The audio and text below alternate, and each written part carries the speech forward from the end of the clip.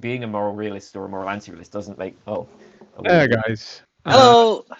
Oh God. Oh Jesus Christ. Sorry about that, guys. I've not been able to get my capture card working, so I'm just gonna have to be a voice if that's all right. Okay. I really best. Yeah. Sorry about that. No problem. Yeah, but thanks for waiting and being so patient and everything. So, Yeah. how you No. doing? Yeah, we're doing good. We're talking about I mean, guilt. thanks for. I mean, it's not really for you to say how I'm doing, but I'll. Oh, okay. Did I say we are doing good?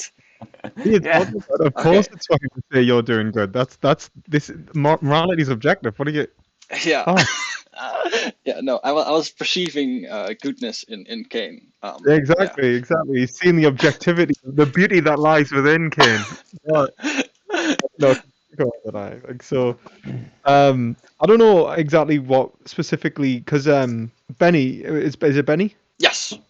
All right, Benny. I'm not specific. I don't know what you specifically had in mind when you organized this because you organized this, right? Yes.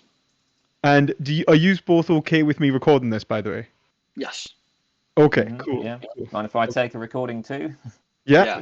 I'm gonna do that too. But yeah. No. Right. Okay. So you guys had a conversation beforehand.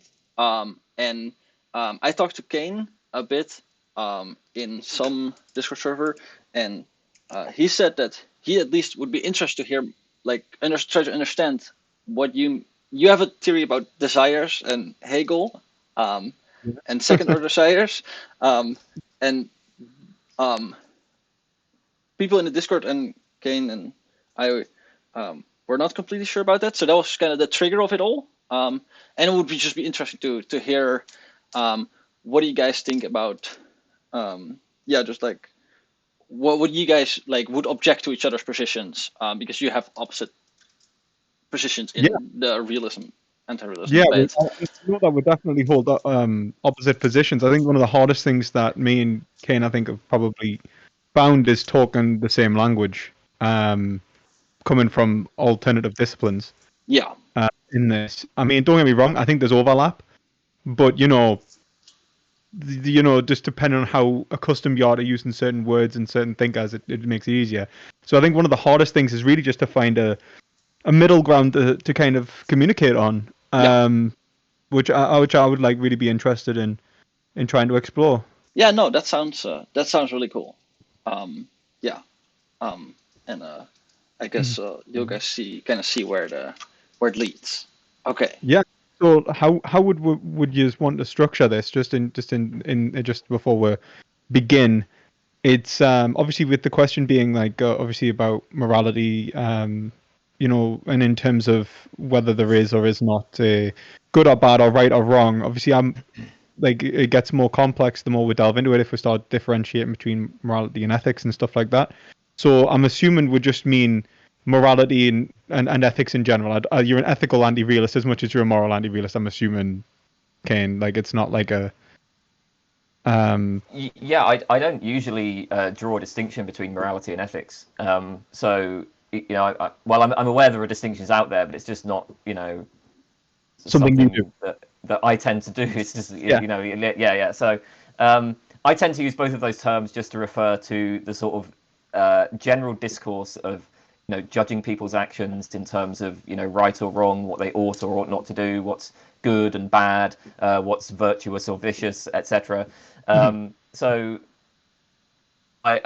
that's just the like where I come from on that. But I'm happy. I mean, if it's relevant to draw a distinction, then yeah, well, I think the relevancy. Tell me what you have in mind, and we can go with that. Yeah. Well, I mean, it depends on how far we'll go down like the sort of metaphysical rabbit hole.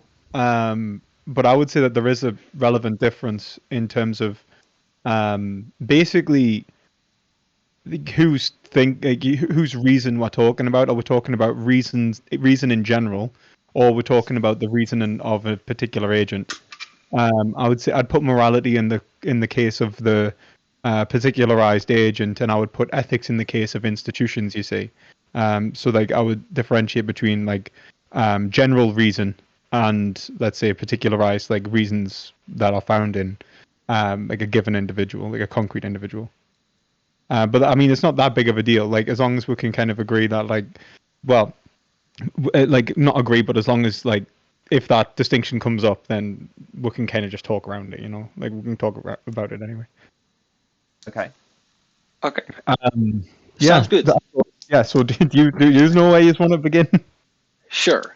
I'll begin by introducing myself, and then yeah. Okay.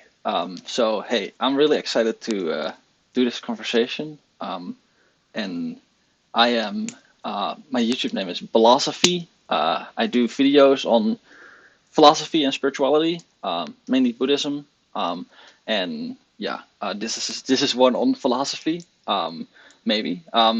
And I have with me Kane Baker and Perspective Philosophy. Maybe Kane, you can first start by saying a bit about yeah, who you are. I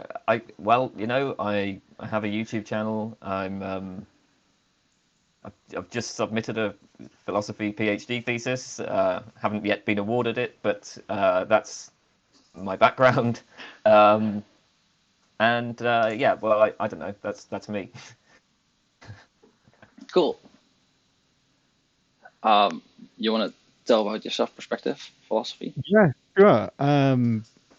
Thanks for having us on. My name's Lewis. I run the channel Perspective Philosophy.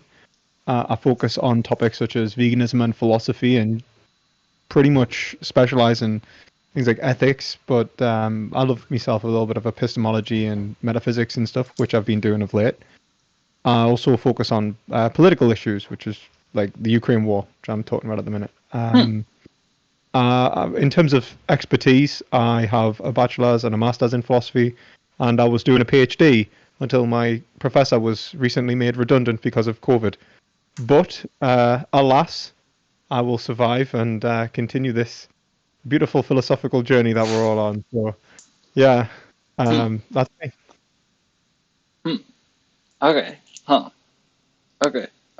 Maybe you guys can now like say about what like maybe like some lay out like your moral realism or anti-realism and say, hey, this is why I feel like moral realism is the right way or anti-realism. Yeah. Yeah. Lewis, you want to start?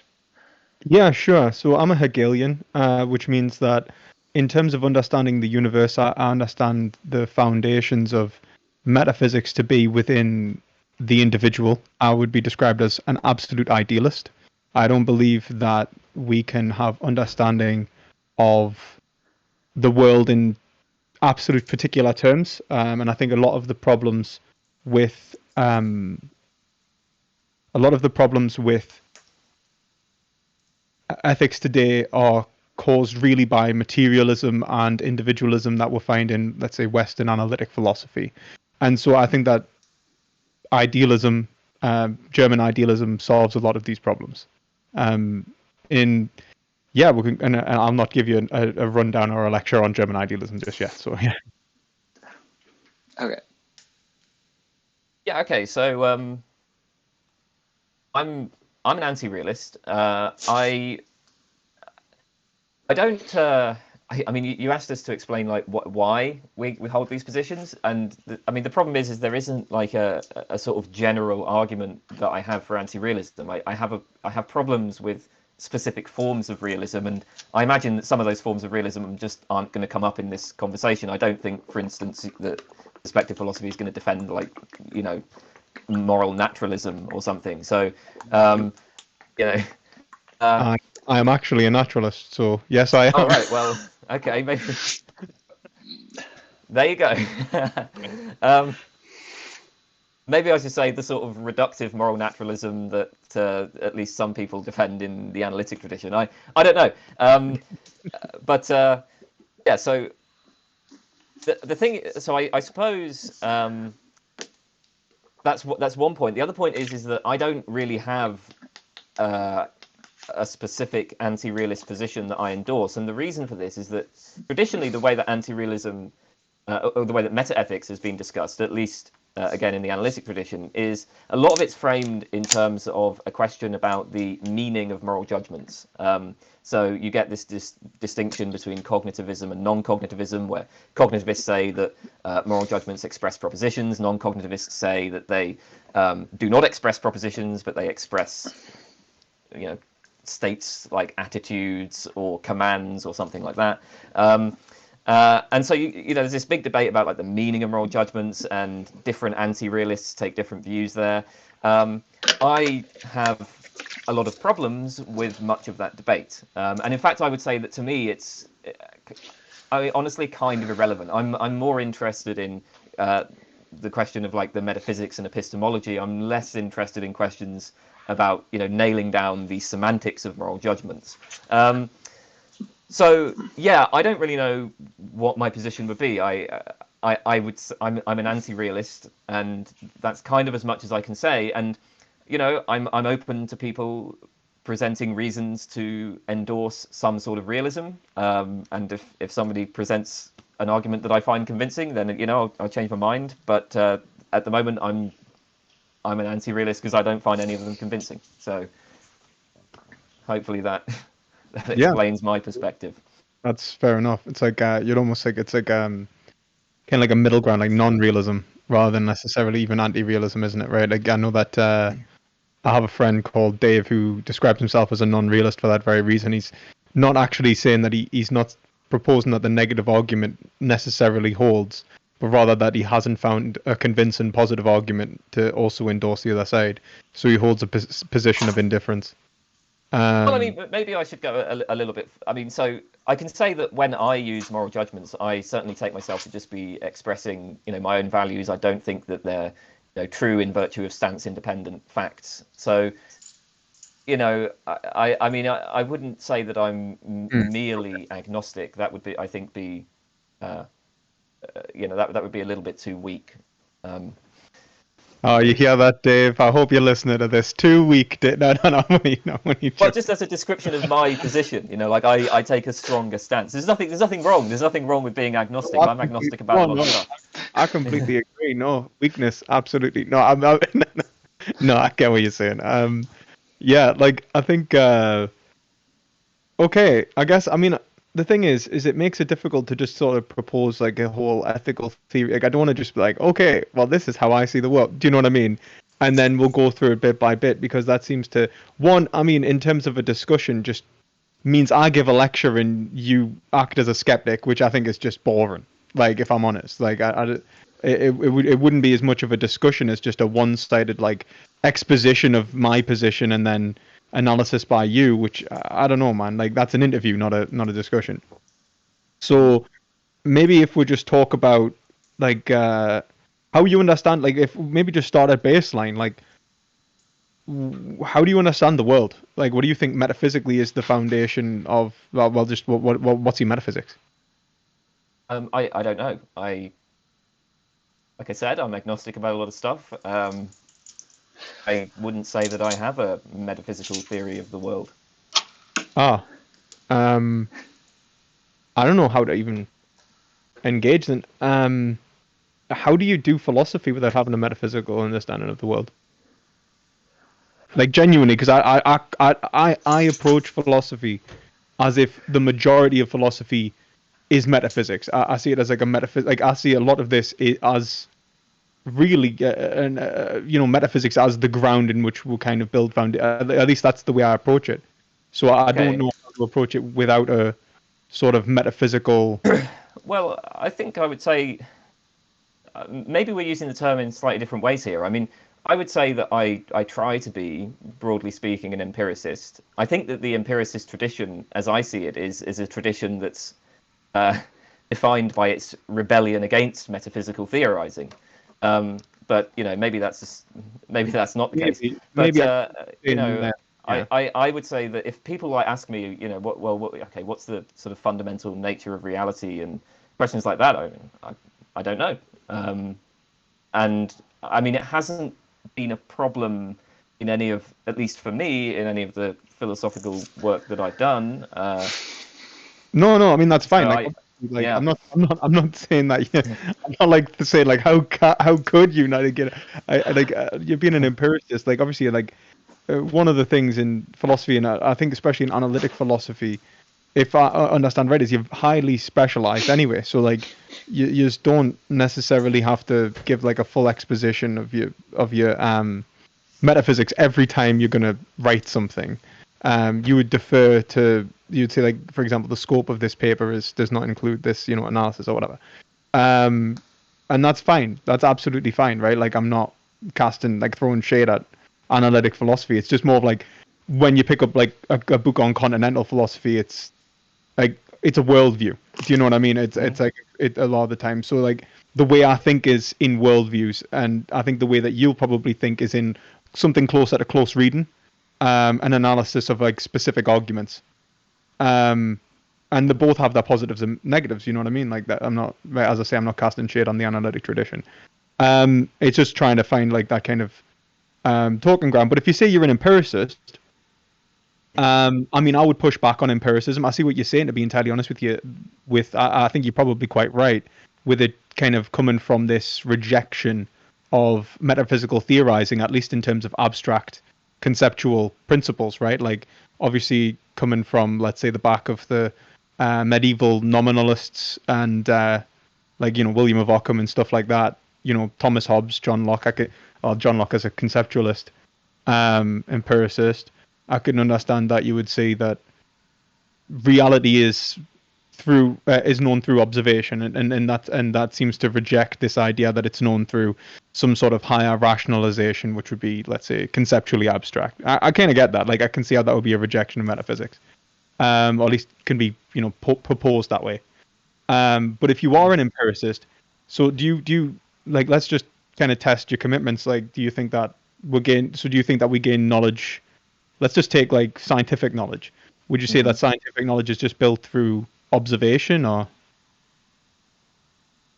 I don't know about just built for observation. I have some problems with the way that traditional empiricism is framed. So, I mean, more specifically, I'm what's known as a stance empiricist. But stance empiricism is, I think, a position that's known to about like a small group of philosophers of science, I don't know. and it hasn't really had much influence so far in the broader tradition. But so the way that, like, if you look at traditional empiricists, the way that they would frame it would be either in terms of a claim about kind of concepts. So they'd say, well, we like derive concepts from experience. And the issue with that kind of claim is that I take that to just be a sort of empirical psychological claim, which may well have been refuted.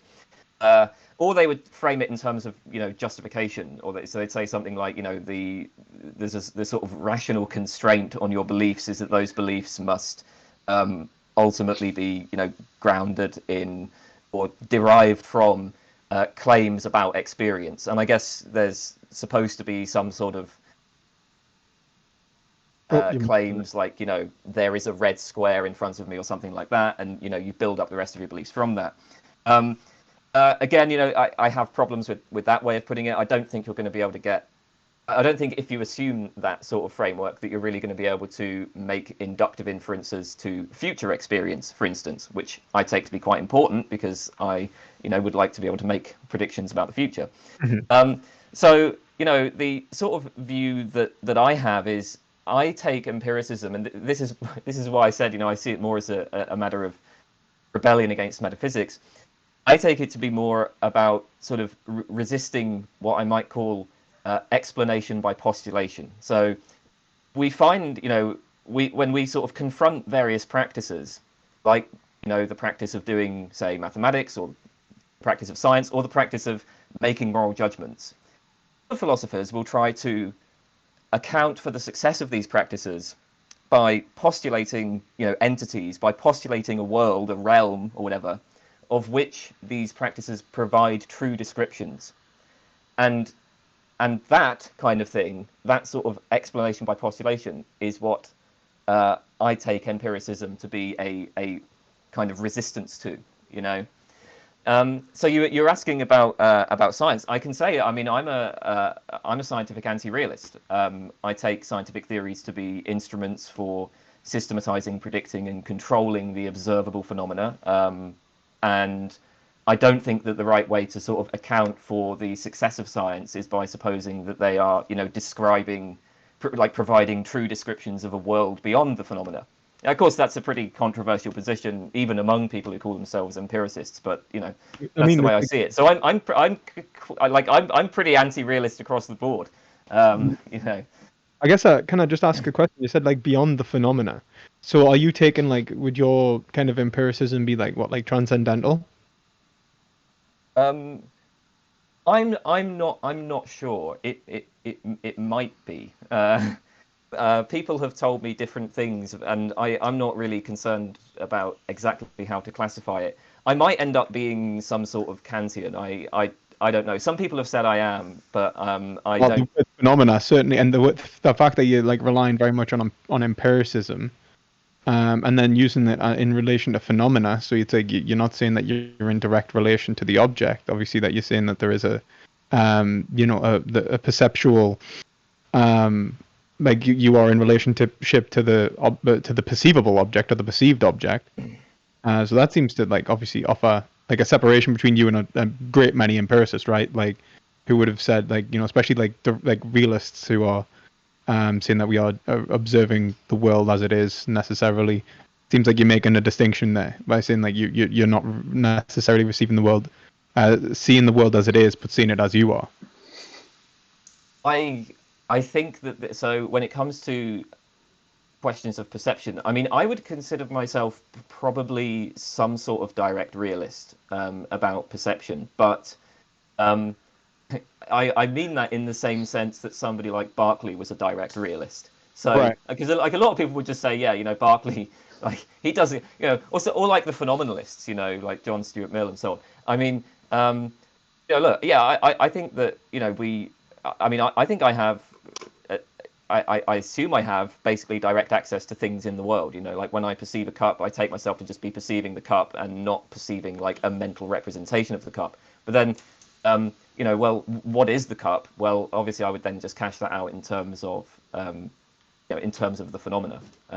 So I think actually that a lot of these debates about like direct versus indirect realism about perception seem to be assuming a kind of materialist or physicalist trait like metaphysics, which if you reject, then you're going to see like those questions a bit differently, I think. Well, are you saying that, like, just to kind of clarify, you believe that you have a direct awareness of the world, but then you would cash that out in terms of the phenomena. So are you saying that what is real is the phenomena? Yeah. Okay, I can agree. Cool. I would say the same. I think that really aligns well with Hegel. Like a Hegelian stance is basically we are seeing a like Kant, like a categorized existence, which is given meaning like through the categories of like things like space and time. Hegel thinks there's more categories than simply space and time. He doesn't necessarily go through them all, but he thinks Kant's done a pretty good job, and at least went through quite a few of them. But he would reject this idea of a noumena anyway. There is no noumena. At least what he thinks is that the idea of the noumena, the object in itself, is actually the thing that we are most immediately aware of, because it's that thing from which it is existence itself. It is non-defined existence, like it's not given any form or category, and so it would be like the paramedian is, you know what I mean? It is that which is experienced. You would describe it as here or now as an absolute universal. It's simply the unity of existence. It wouldn't be given like defined shape and form to say that this is this object, this is that object. And in other words, in Kantian terms, it wouldn't be limited, you know. Um, so he thinks that, like that, in that respect, there isn't this like kind of relationship to reality where you need to come to know the thing in it, or like there is this gap between the thing that you can know and the thing in itself. The thing in itself is the thing you are engaging with, but the thing in itself is not given a defined or what's the word, determinate form, limited form. And so it's self-evident. It's actually really, knowledge of it's the most basic thing for Hegel. In terms of how I would approach that exact same sort of issue, if when I look through my eyes and I see an object, I would say that I see an aspect of myself. I see, in the sense that I'm seeing something categorized, like in the Kantian aspect, it's given, it's a combination of figure, and figure and extension, space and time. It's also, within it as well is an aspect of my drive, my desire, my relationship to the world. It's defined as an object to me as a subject. I see it as not simply just external, but I see it as maybe something in relation towards my satisfaction or avoidance. It's value laden in the sense that it has implicitly contains my drives as an agent or as a subject. I would also say that these categories in this defined existence can change. The categories aren't as finite, or not finite, as immalleable as in Kantian categories. Categories are subject to change in Hegel, and this is the movement really from maybe like a transcendental, a transcendental approach or a transcendental idealist position to a hermeneutic position in terms of knowledge. I would say knowledge is gained through, you gain. Hegel actually puts it like this. You probably heard it. Nothing exists in the intellect until it exists in the senses, right? The empiricist, before it exists in the senses, or nothing exists in the intellect that didn't first exist in the senses, right? I'm paraphrasing, but the empiricist kind of 101. Hegel says that is absolutely the case, but it is also the case that nothing existed in the senses before existing in the intellect. And what Hegel's pointing out is that the way in which we categorize the world and define it, let's say in linguistic terms, in conceptual terms, is the world we live in. I'm actually engaging with an externalized concept, which is myself, and that exists as an object. So to say that, like, for example, concepts are obtained from an external reality, Hegel would say yes, they are, but they've already been projected onto that reality to then be acclimated and reflected upon. So it's an understanding that what we are engaging with in terms of, and this is really important in terms of language, actually, in terms of communication with other beings. Once we have a communicative format which allows us to recategorize the world, then we're given power to understand ourselves as we are, which would have otherwise been alien to us. And that's the power of language. It's a form of equipment which allows us to essentially modify ourselves and augment ourselves in order to gain knowledge. And this is a hermeneutic analysis, right? It's continuous. We apply concepts, we analyze the concepts that we've applied, and then we reacclimate them and change them again, in this constant cycle. And that's how I would understand the world around us. It's compatible in many ways with a lot of the tenets of empiricism, but I would say that we are necessarily trying to describe the world in order to perform a function. And that function is essentially the implicit drives that exist within us and our attempts to satisfy those drives, or drive even, satisfy like the will within us, if you will, to achieve what we would consider a good life, to achieve ends from which we would be able to endorse, or even rather not just simply endorse, but perceive and experience as positive. So that would be like kind of where I'm coming from. Okay. Right. Yeah.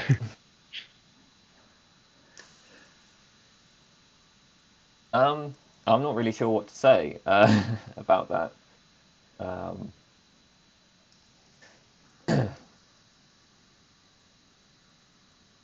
yeah, I don't know really where to go from there. Yeah, I could Yeah, try and sort of maybe add some more I direction. mean, I think. I don't know how. I mean, okay, so let me explain like the sort of thing that I'm thinking at the moment. I remember, when we had a conversation before, we ended up spending like hours talking about stuff that I think in the end maybe wasn't that sort of relevant to the fundamental disagreement. Because we were going to talk about realism versus anti-realism, but we ended up um, getting into a lot of detail on just debates. So I think one thing, for instance, that happened is I remember one point you were giving, and I could be wrong about this, so I'm sorry, because obviously it was a little while ago. I might have forgotten the details, but I think at one point you were giving a kind of Wittgensteinian point about private meaning and how there are no private Yeah, meanings. yeah, And there were points that you were making in the argument for that which I disagreed with. And so I was just being like, yeah, okay, I disagree with this. And we ended up having a conversation about that. But in the end, it didn't really matter because actually I'm perfectly happy to grant the point about, there are no private meanings. So, I'm kind of on the fence on that particular topic anyway. So, I'm happy to just grant it. So I guess I'm just thinking, well, all right, how much of this, I don't know. I could raise, maybe I could raise objections, but I'm not sure what the point well, is for the I guess purposes of. I think the purpose is in this respect is because if you're being an empiricist and you seem like it's you're skeptical of metaphysics, it sounds like you're taking a kind of conceptually particularist position, right? Maybe rejecting the existence of, let's say, forms in nature. Now, if I'm a functionalist in terms of, or not functionalist, but let's say um, I take like almost an Aristotelian approach to the notion of good, right? Like it's defined by its function. And so I'd say that if, something is good or something is right, if it actually allows for the expression of a being's telos, inherent drive. But then you reject the existence of necessarily, let's say, a natural end. Then I would say that would probably be the point of contention here.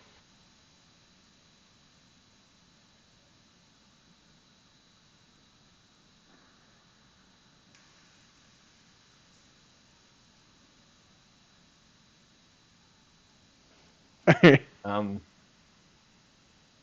is everything okay? Oh yeah, my Discord bugged. I'm sorry.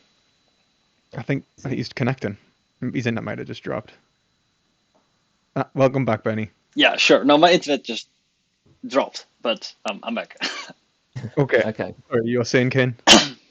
Um, yeah, all right. So I guess yeah, maybe that would be the thing to focus on then. This question of in what sense, if at all, people have natural drives. But I don't think that it. I mean, I don't know with respect to like the metaphysical thing. I don't know. I feel like I could, you know, I could just grant that there are like abstract objects, for instance, and you're not going to get me to agree just because I grant that there are abstract objects that that people have a natural end or natural drive or however it was put. So. And I mean, I was an anti-realist even before was an empiricist. So, yeah, I don't know how much really rests on like my endorsement of empiricism specifically. Right. I mean, I guess like what I would say is like it's kind of hard to structure this. This is one of the things I think was struggled to do last time in many ways is to structure this. I think that well, basically, I would argue that there are natural ends rather than like natural drives in the sense like saying like for example like uh like someone has a natural sex drive or a natural drive, let's say like to eat or to have shelter or something like that, you know what I mean, the atypical like kind of evolutionarily because I think a lot of analytics when the naturalists take a very evolutionary approach, if I'm correct. Mhm. um I'm not doing that. Don't get me wrong, it's totally compatible. I think my position's compatible with evolution, like absolutely. And I endorse evolution, but I'm not being like a Darwinian or something about this. Um, but I guess basically the point I'm going to make is that there is a substance that I would say that we all share. I would describe it as a substance, and that substance contains a natural end, as in like there is a notion of completion in which it would satisfy its um, its natural. I don't want to say narrative, but it's not. It satisfy the the conditions of itself, basically. Like kind of like if we were to put this in like Aristotelian terms, he would describe this as dunamis. I think if I'm probably butchering the Greek, but it means like in terms of completion. So if a seed has the natural capacity, he would say, to become a tree, and it can only be understood in and of itself in relation to its capacity to become a tree, and whether it actually does or does not become a tree. And then we would say it's a good or a bad seed in relation to that function. Now, I would say the same for humans. I would say the same for animals and all sentient beings. I think there is a function which is I think imbued within us. I think that we naturally experience a value response. That value response is encoded to be positive or negative in relation to various stimuli, and this can vary from individual to individual. But if we can, but in general, what we want is the expression of freedom, which is the capacity to change the world in a way that we intentionally want it to be, in order to attempt to experience positive ends. So we desire freedom in order to achieve positive ends. And I think that's naturally within us. And if that's the case, then through self-understanding, we can gain the capacity to achieve those ends. Okay, so I guess I think that the issues that I'm going to have are going to be why I should believe that there is this thing, and assuming there is this thing, how we're supposed to get like moral facts from it. But with respect to this point about the seed, for instance, becoming a tree. So I mean, obviously, I can agree. We can describe seeds in terms of like what they're going to grow into, what they're going to become, and then you can use that as a framework from which to judge whether it's a good or bad seed. Obviously, if I want to grow a tree, then I'm going to say it's a good seed if it ends up growing into a tree. But I mean, obviously, so to me, I would say, well, I mean, that's just relative to whatever goal that we happen to have with respect to the seed. I don't I could be using the seed for all sorts of things. If I'm, I don't know, creating an art piece or something, then I'm going to say, well, this seed is a good seed because it has a particular color, and I'm not going to care at all about whether or not it's capable of growing into a tree. But I mean, I don't know exactly the role that analogy was playing, so maybe this isn't important. But I was going to say, like, the way I'd push back on that is just essentially, like, in the Aristotelian sense, it's not simply, it's like when he says a hand is only a hand severed from the body is only a hand by name.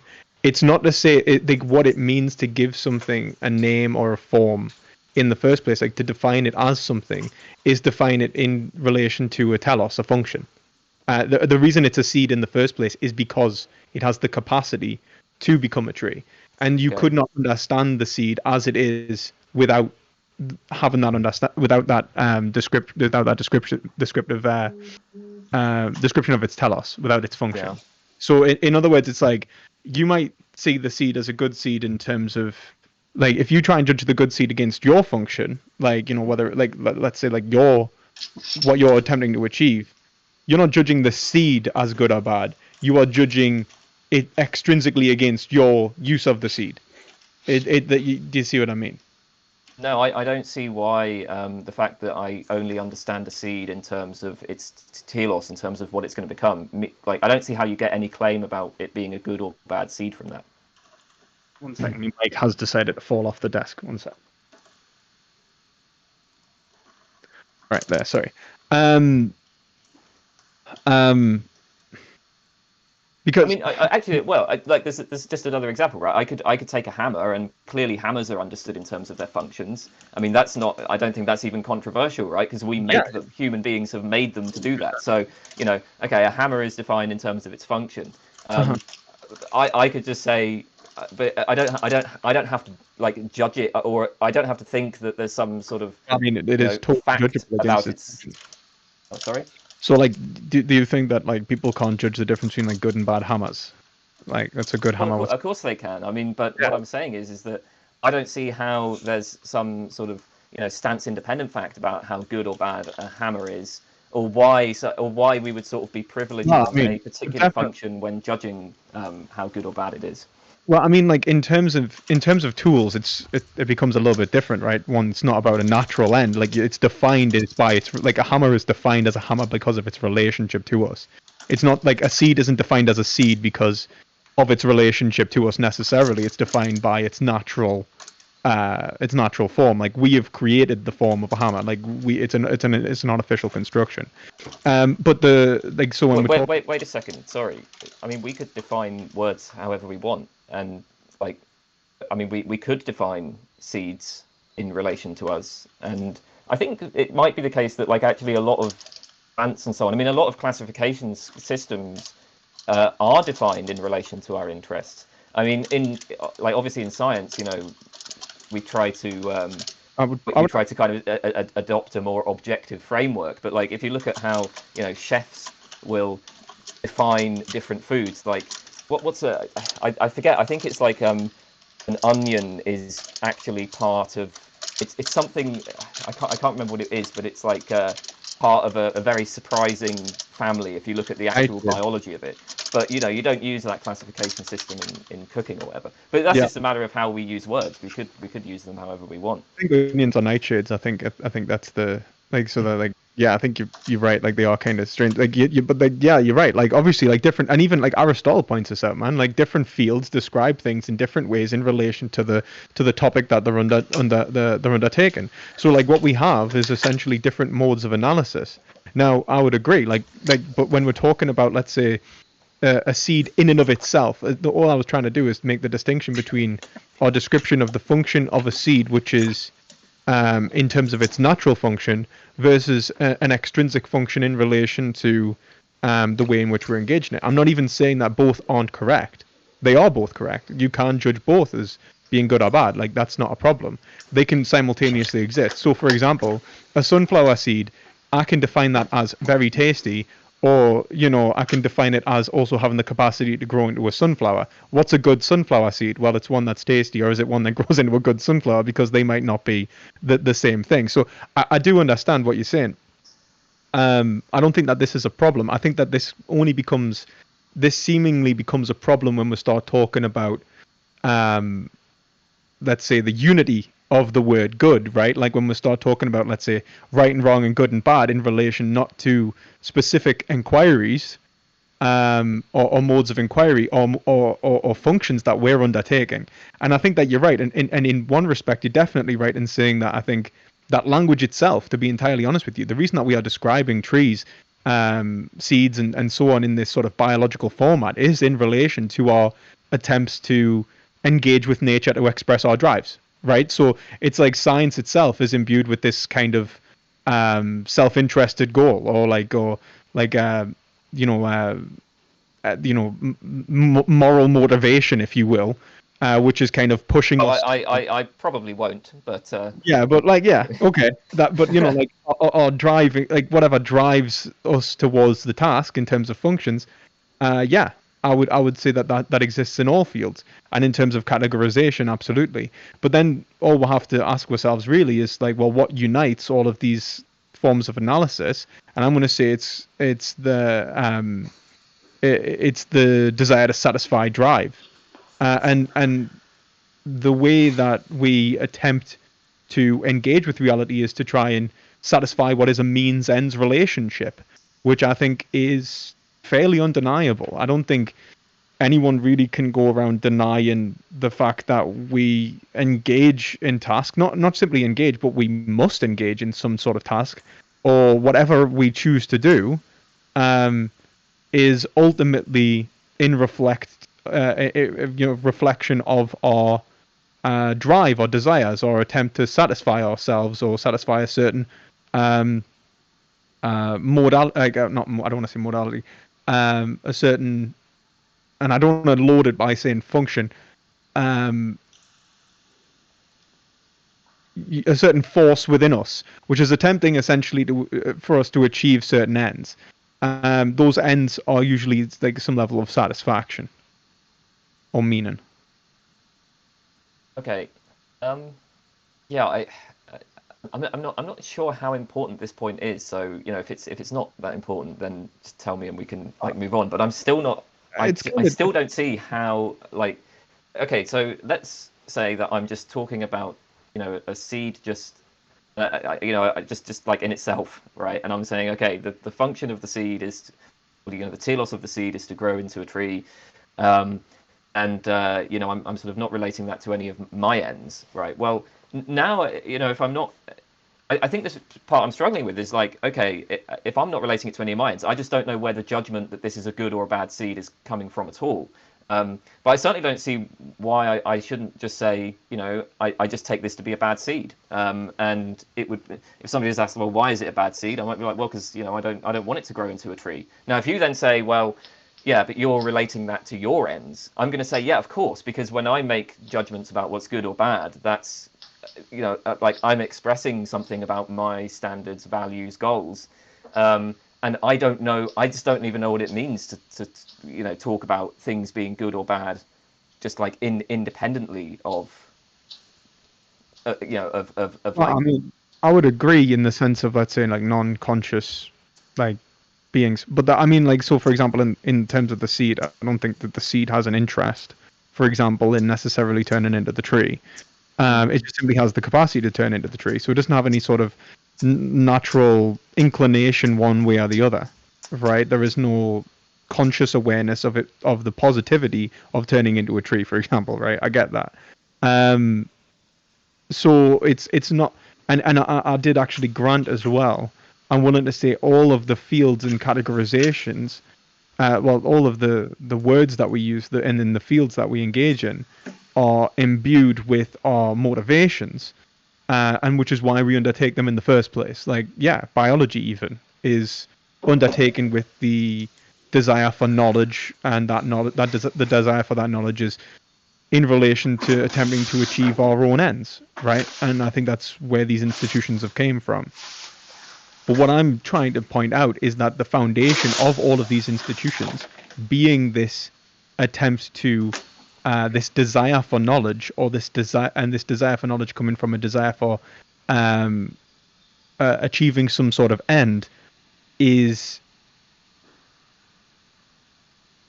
essentially the ethical foundation of everything. It's not to say, for example, take a seed. Yeah, there's nothing good and bad for the seed because it doesn't experience good or bad. But there is something good and bad for us. There is value in relation to our attempts to achieve our ends, or failure to achieve our ends, and we can understand that in terms of just raw experience. If I get I eat a poisonous seed or something, and I end up, I don't know if there's poisonous seeds, but there probably is, and I end up really sick. I could see culinarily, the function of this seed is bad, right? I'd be like, no, this is bad. I don't want that. But that seed is good, and so on, right?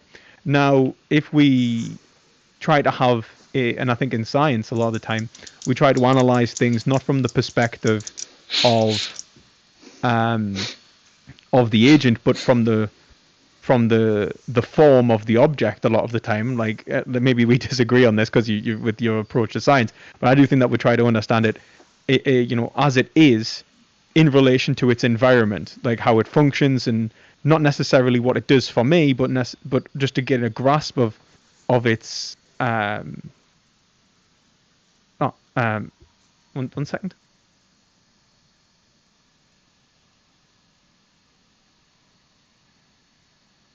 Sorry, someone asked us for a cable. Basically, so in relation to the thing as it appears to us, we try to understand its position in nature, and moreover, we try to understand nature itself.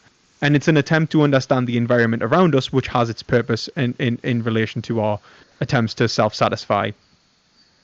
Now, there's two things to say, I guess, really, which is the only things that can be, I would argue, could be, inherently, like, as in have a natural telos in terms of, like, genuinely, in terms of ethics, like an ethical telos naturally, is in relation to consciousness. And then and then everything is extrinsic to consciousness, since consciousness is, I would say, the foundation of reality. The separation between object and subject is a means-ends relationship, an attempt to satisfy a drive. I'd say that all our categorizations of the world, our conceptualizations of the world, are built from our attempts to self-satisfy. And there is a observable correctness in how we in our experiences, as in we can actually acclimate, I don't want to say empirically, but somewhat empirically experience what we can experience, positive or negative, from which then we can empirically analyze, and that gives us an indication of whether we have or have not achieved our ends. And I think that we can do this in relation to our ends as well, in terms of what we've perceived to be our ends. Often I think we make mistakes in terms of how we've analyzed the world around us and ourselves, and categorized ourselves and our drives. And I think that this is, or drive even, and I think that if we categorize the world correctly, and we try to categorize the world correctly, we would find that there is an objectively correct way to satisfy our drives. Okay. So I think that I can agree with at least some of this. So I'll the point about there being better or worse ways. So what I would say is look, people have various ends, and there are going to be more or less efficient ways of achieving those ends, and I'm certainly fine with that. So I can imagine somebody who just really enjoys imposing loads of suffering on other people. There are better and worse ways of achieving the end of imposing suffering on other people. So like maybe she goes out and she starts to verbally abuse, she comes across me and she starts to verbally abuse me, right? With the aim of trying to impose suffering on me. Well, it's probably not going to be that successful, because like random strangers being mean to me just isn't something that bothers me that much. So okay, I can sort of judge and like make a a judgment about about how well she has done in terms of achieving that particular end. So I agree with that. I also agree that people can kind of criticize their own ends, or can reflect on their own ends. So we can imagine again this person who she perhaps conceives of herself as desiring to impose as much suffering as possible on other people. But maybe, on reflection, she then realizes actually there are other things that she wants as well. Like maybe she does value positive interactions with at least some people sometimes. So she decides, what, I will impose suffering on like these people, but not these people. And maybe that's a better way of satisfying her desires. So okay, I think I'm on board with at least that much. But halfway, I guess, in some respects. But I don't think any. I mean, so what I've said so far is something that I don't think any anti-realist is likely to disagree with, right? No, I don't. Yeah. I guess there would be things like I'd sort of point out is just in terms of our understanding of the world. I think and what we are. I don't think that the world is like, so for example, with you coming from an empiricist basis, you probably understand the foundation of the world to be finite particulars. I don't. I understand it to be a universal, object, like a single universal, being. I'll just take it as being itself, and I take being itself to be ideal, like mind. And so I think that there is a few things. So when that person's been verbally abusive to you, Kane, hopefully this doesn't happen. you know, um, it very well may be that she's unsuccessful in the sense that, and she goes away and she reflects and thinks about how to refine her tactics, and she maybe picks someone who she thinks is more vulnerable, right? She may be like, okay, I'm gonna go and be a dick to like school kids now. And she starts like knocking lollipops out of babies' hands and stuff like that. You know what I mean? Like she's like, haha, fucking cracked the code. Like I get it. So that would be a point of reflection in terms of our function. And it would be, it would be in reflection to her specific function, at least as she perceives it. My point is that I think. Sorry, I'm just sorry to stop you, but I'm not sure why it would require her to reflect on anything about her function. Why couldn't she just reflect on her desires? I mean, so like, I have, say, like, I could just have the desire to, impose suffering, or I could have the desire to, be kind to people and interact positively and so on. It's like it depends on how you define it. I mean, I would define a function as essentially quite akin to a means-ends relationship, right? Like it's essentially the attempt to satisfy some sort of end. And so like you do an action in order to achieve an end. So like when you talk about desires, I don't think you can talk about it in a term that's not means-ends orientated. If you have a desire for something, you have the desire to actualize a world, to make real a world. So I guess that's where I would respond to that. But as well, like in terms of like when she's reflecting on that, I would say like she can reflect upon whether she's actually managing to actualize that world, right? Is she making children cry, or is she producing suffering? But you can also reflect on whether it's what she should want or what she does actually want, or whether she's simply sublimating a drive or maybe not so much sublimating, but essentially conditioning our drive in a way which is allowing a reprieve of another psychological issue. For example, let's say she's traumatized as a child or something like that, and it's actually, let's say, and she that our desires have been like our psyche's been structured as to have a desire for rule breaking or something like that, and breaching boundaries. Like she's narcissistically inclined, and she's understands herself in this way. I would say that like the way I would push back on this person is I think that she doesn't understand herself properly. I don't think that it is that like I don't think that you can understand your drives independent from others, either metaphysically or epistemologically, separate, as in to be a particular agent, absolutely individuated, and for it to make sense.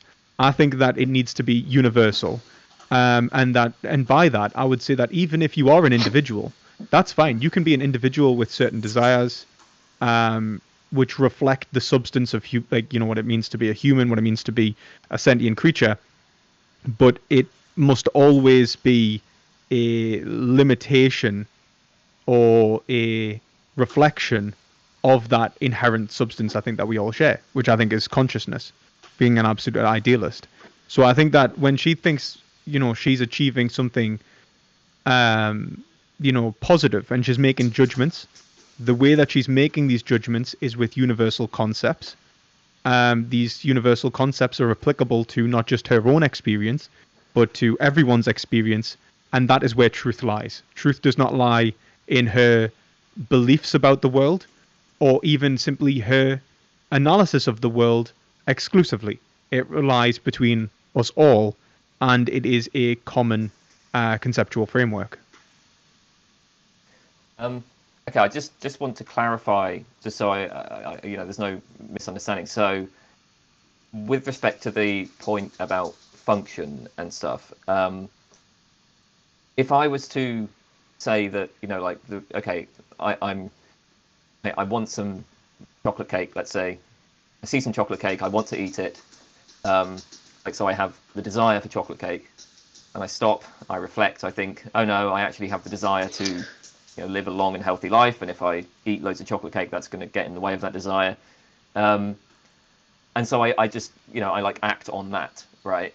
Do Second you order. think that that there's like more is required, or is it, I mean, is that possible? Like, is it possible for me to just act on those desires and reflect in that kind of way? I think when you're doing that, you are evoking a shared conceptual framework without realizing it. I think that most people, like, I don't think that people are absolutely individuated. I don't think that the way that we think is absolutely individuated, like particularized.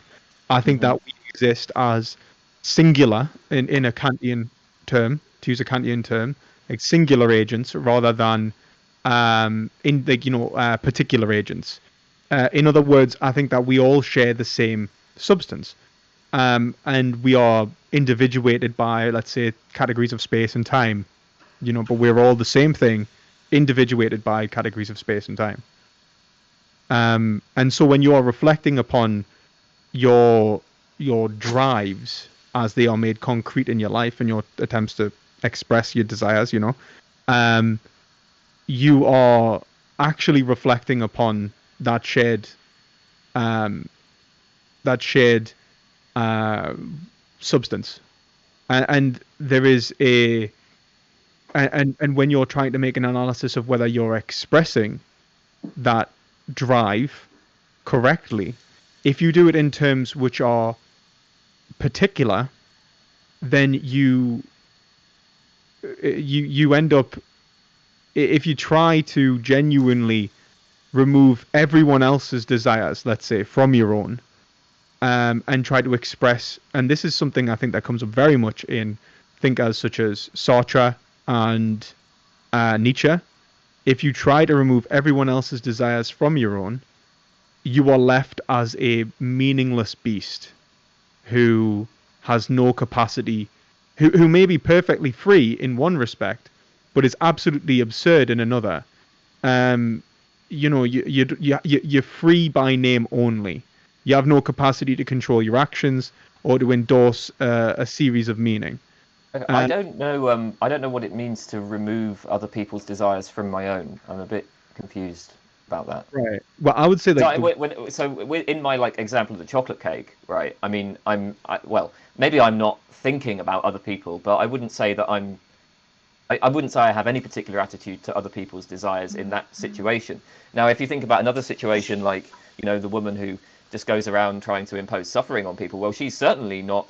Um, she's not ignoring other people's desires. Other people's desires are absolutely relevant to her because she wants to frustrate other people's desires. So she needs to consider what other people's desires are. Um, so yeah, I'm just not following what that yeah, means. that's absolutely fine. I mean, like the work of if in the work of, let's say, like Nietzsche and Sartre, the point is really to show that what gives us meaning in terms of ourselves, in terms of our desires, and in terms of trying to satisfy our desires, even on the most foundational level, like in terms of the most basic understanding of a means ends relationship, is a social construction. Nietzsche points this out in like the genealogy, and he basically shows that there is structures and ways of life which have developed in relation to hegemonic um, power structures, which have imposed certain beliefs within us, which have then conditioned us psychologically to want or not want certain things. For example, they turn you into a Christian. For example, they turn you into a Christian, and you no longer, let's say, desire, I don't know, sex outside of marriage, or something like that. Or maybe they turn you into a Christian, and then that actually provides, the limitation for your drives. You get the notion of Christian temptation, and now all you want to do is defined by a process of rule breaking in relation to that structure. So, like, the way in which it defines you as an agent is a social construct, in the way that we exist as an agent is a social construct in terms of identity. And these are universal concepts which are really given meaning in relation to the desires of other people, also trying to achieve their ends in language.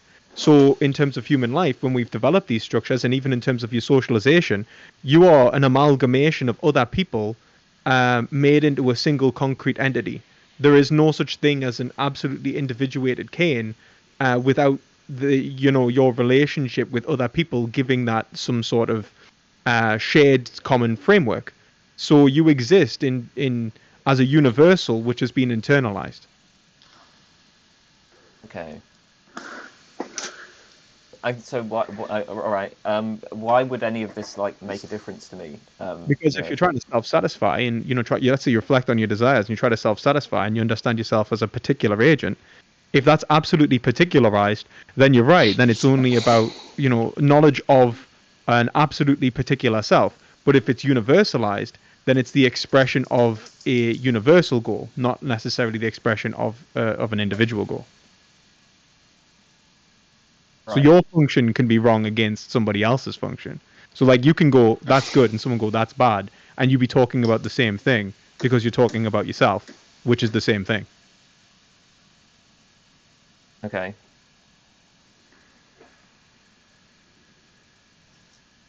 So in other words, like there can be a right and a wrong, not in terms of just a pragmatic understanding of how to achieve an end, but in terms of whether your ends reflect the ends of yourself absolutely, or whether it's simply a miscategorization. And that can be for various reasons, right? Like you can have miscategorized it because power structures have hegemonically corrupted you, or we simply lacked the conceptual framework to build into more complex structures of knowledge, which would allow greater self-understanding. It could be that you've been traumatized as a child, and that's impacted your relationship with various desires, so that you don't actually understand yourself in the world around you in a way which can lead to not a meaningful life, but maybe a more satisfying life, and things like that. And this is why I would say, and in many ways, I would say that this way of thinking is necessary for many therapeutic, like psychoanalytic therapies and therapeutic accounts of how to help people overcome psychological issues by allowing them to analyze themselves from a third person account, and see the miscategorization of self, which may have happened at a young age. Maybe during the ages of maybe in the mirror stage, you weren't given enough attention by your mother, and so on like that. And these I think can be useful. Okay. Yeah. I'm honestly, I just don't know what this has to do with like moral realism or anti-realism. Oh, really? Okay. Okay. I don't I just don't know. I don't really know what to say about this. So yeah, sorry.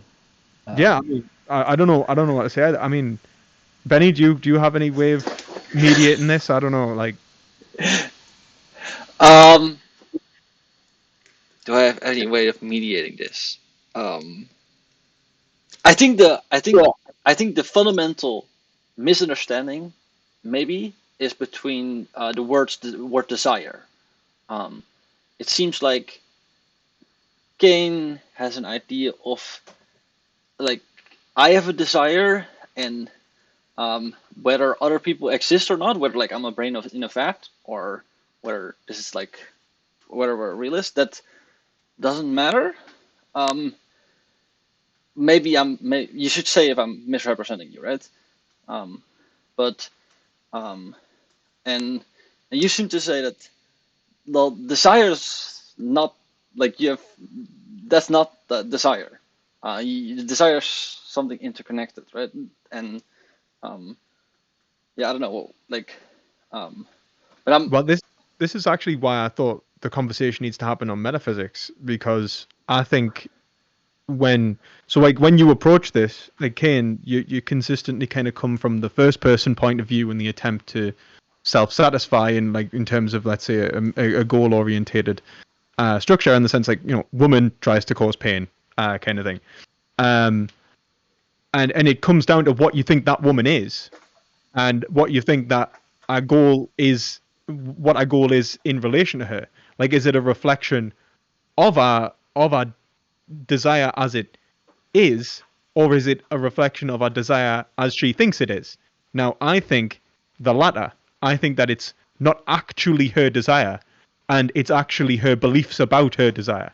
And so if she was to gain knowledge of self, she would learn the difference between a correct and incorrect desire, which would then allow her to satisfy it in a way which would genuinely achieve happiness.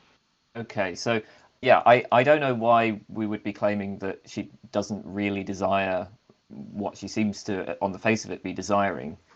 But even if we did make that claim, I'm not sure why that would matter. I mean, even if you were to, like, you could tell me, like, oh, Kane, it turns out that actually you don't really desire to, for instance, I don't know, watch Doctor Who, right? Like maybe maybe it turns out what you really desire to do is go out for a run.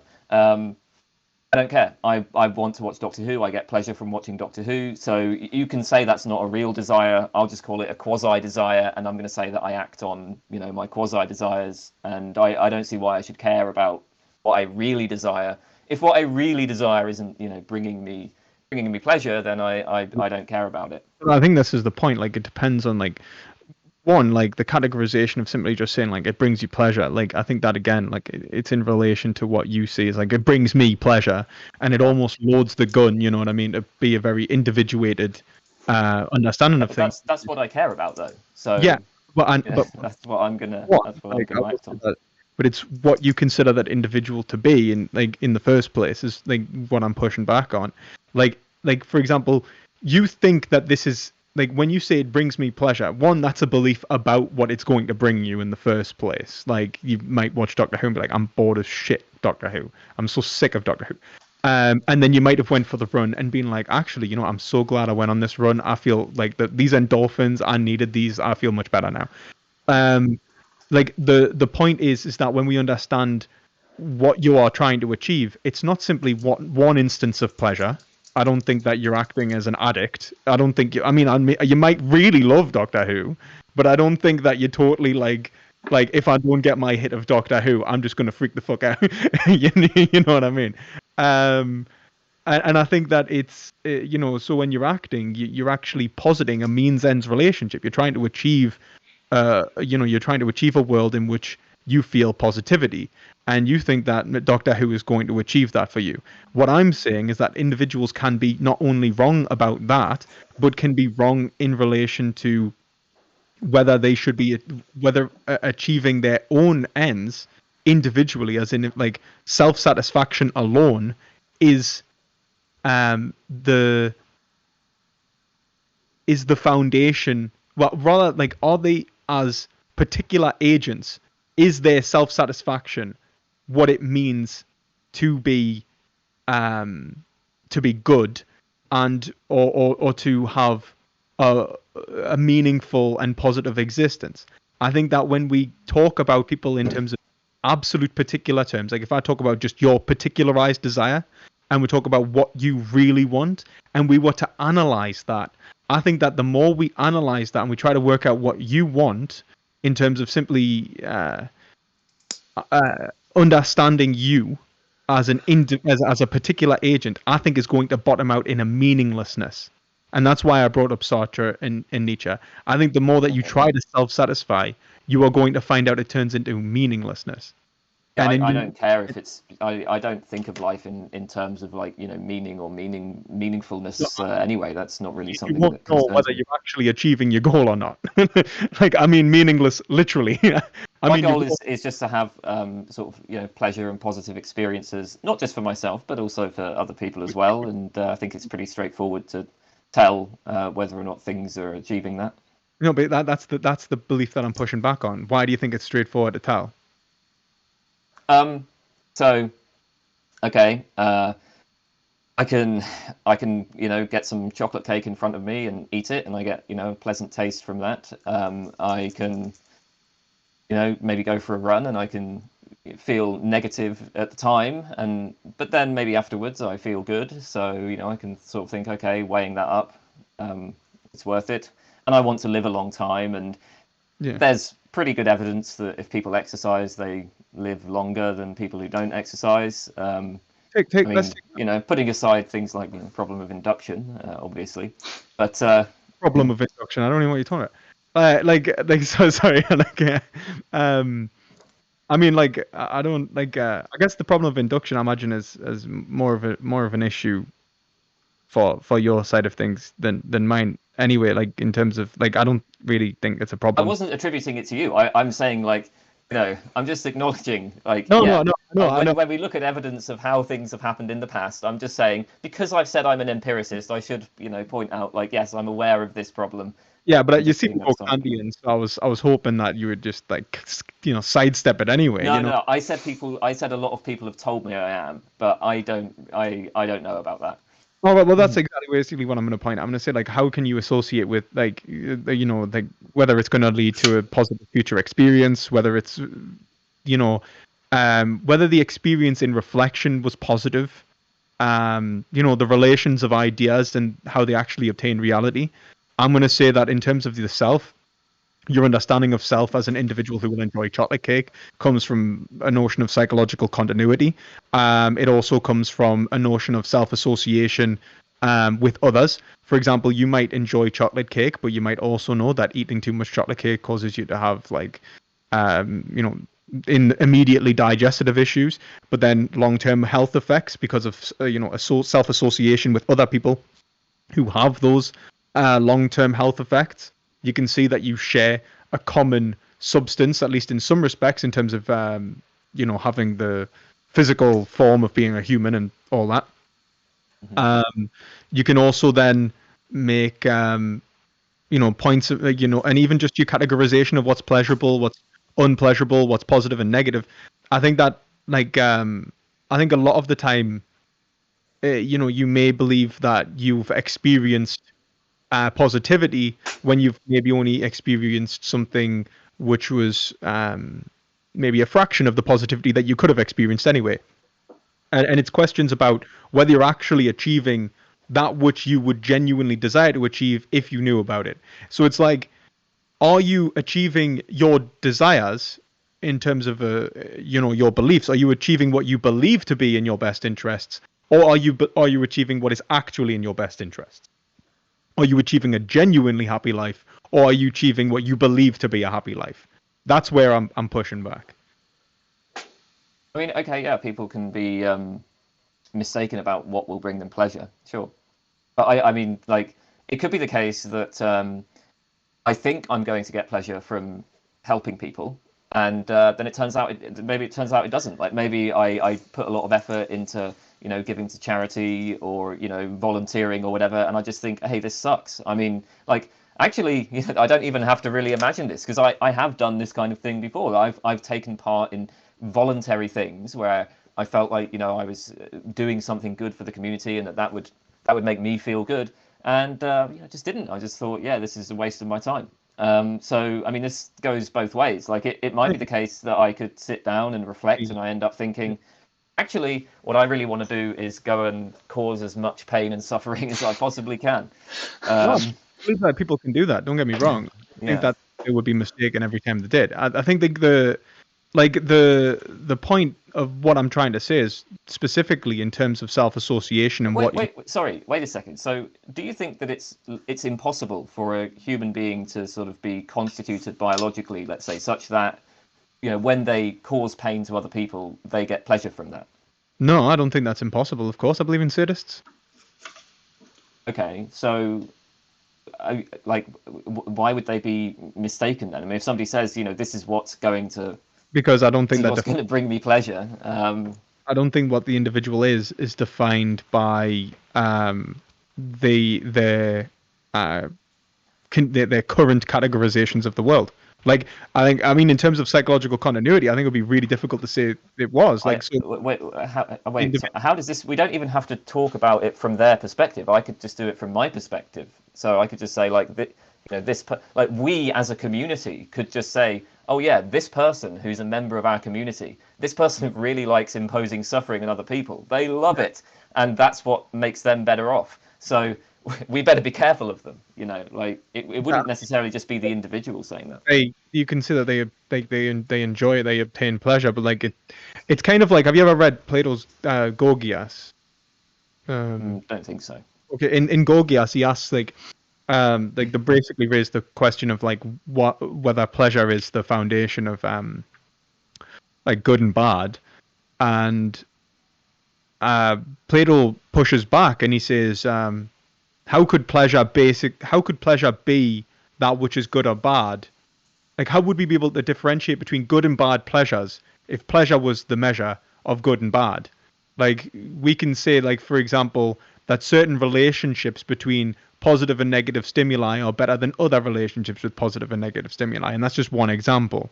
Like, when we analyze our pleasures and whether they're actually allowing us to have a coherently positive life, even on an individual basis, we can see that it fails.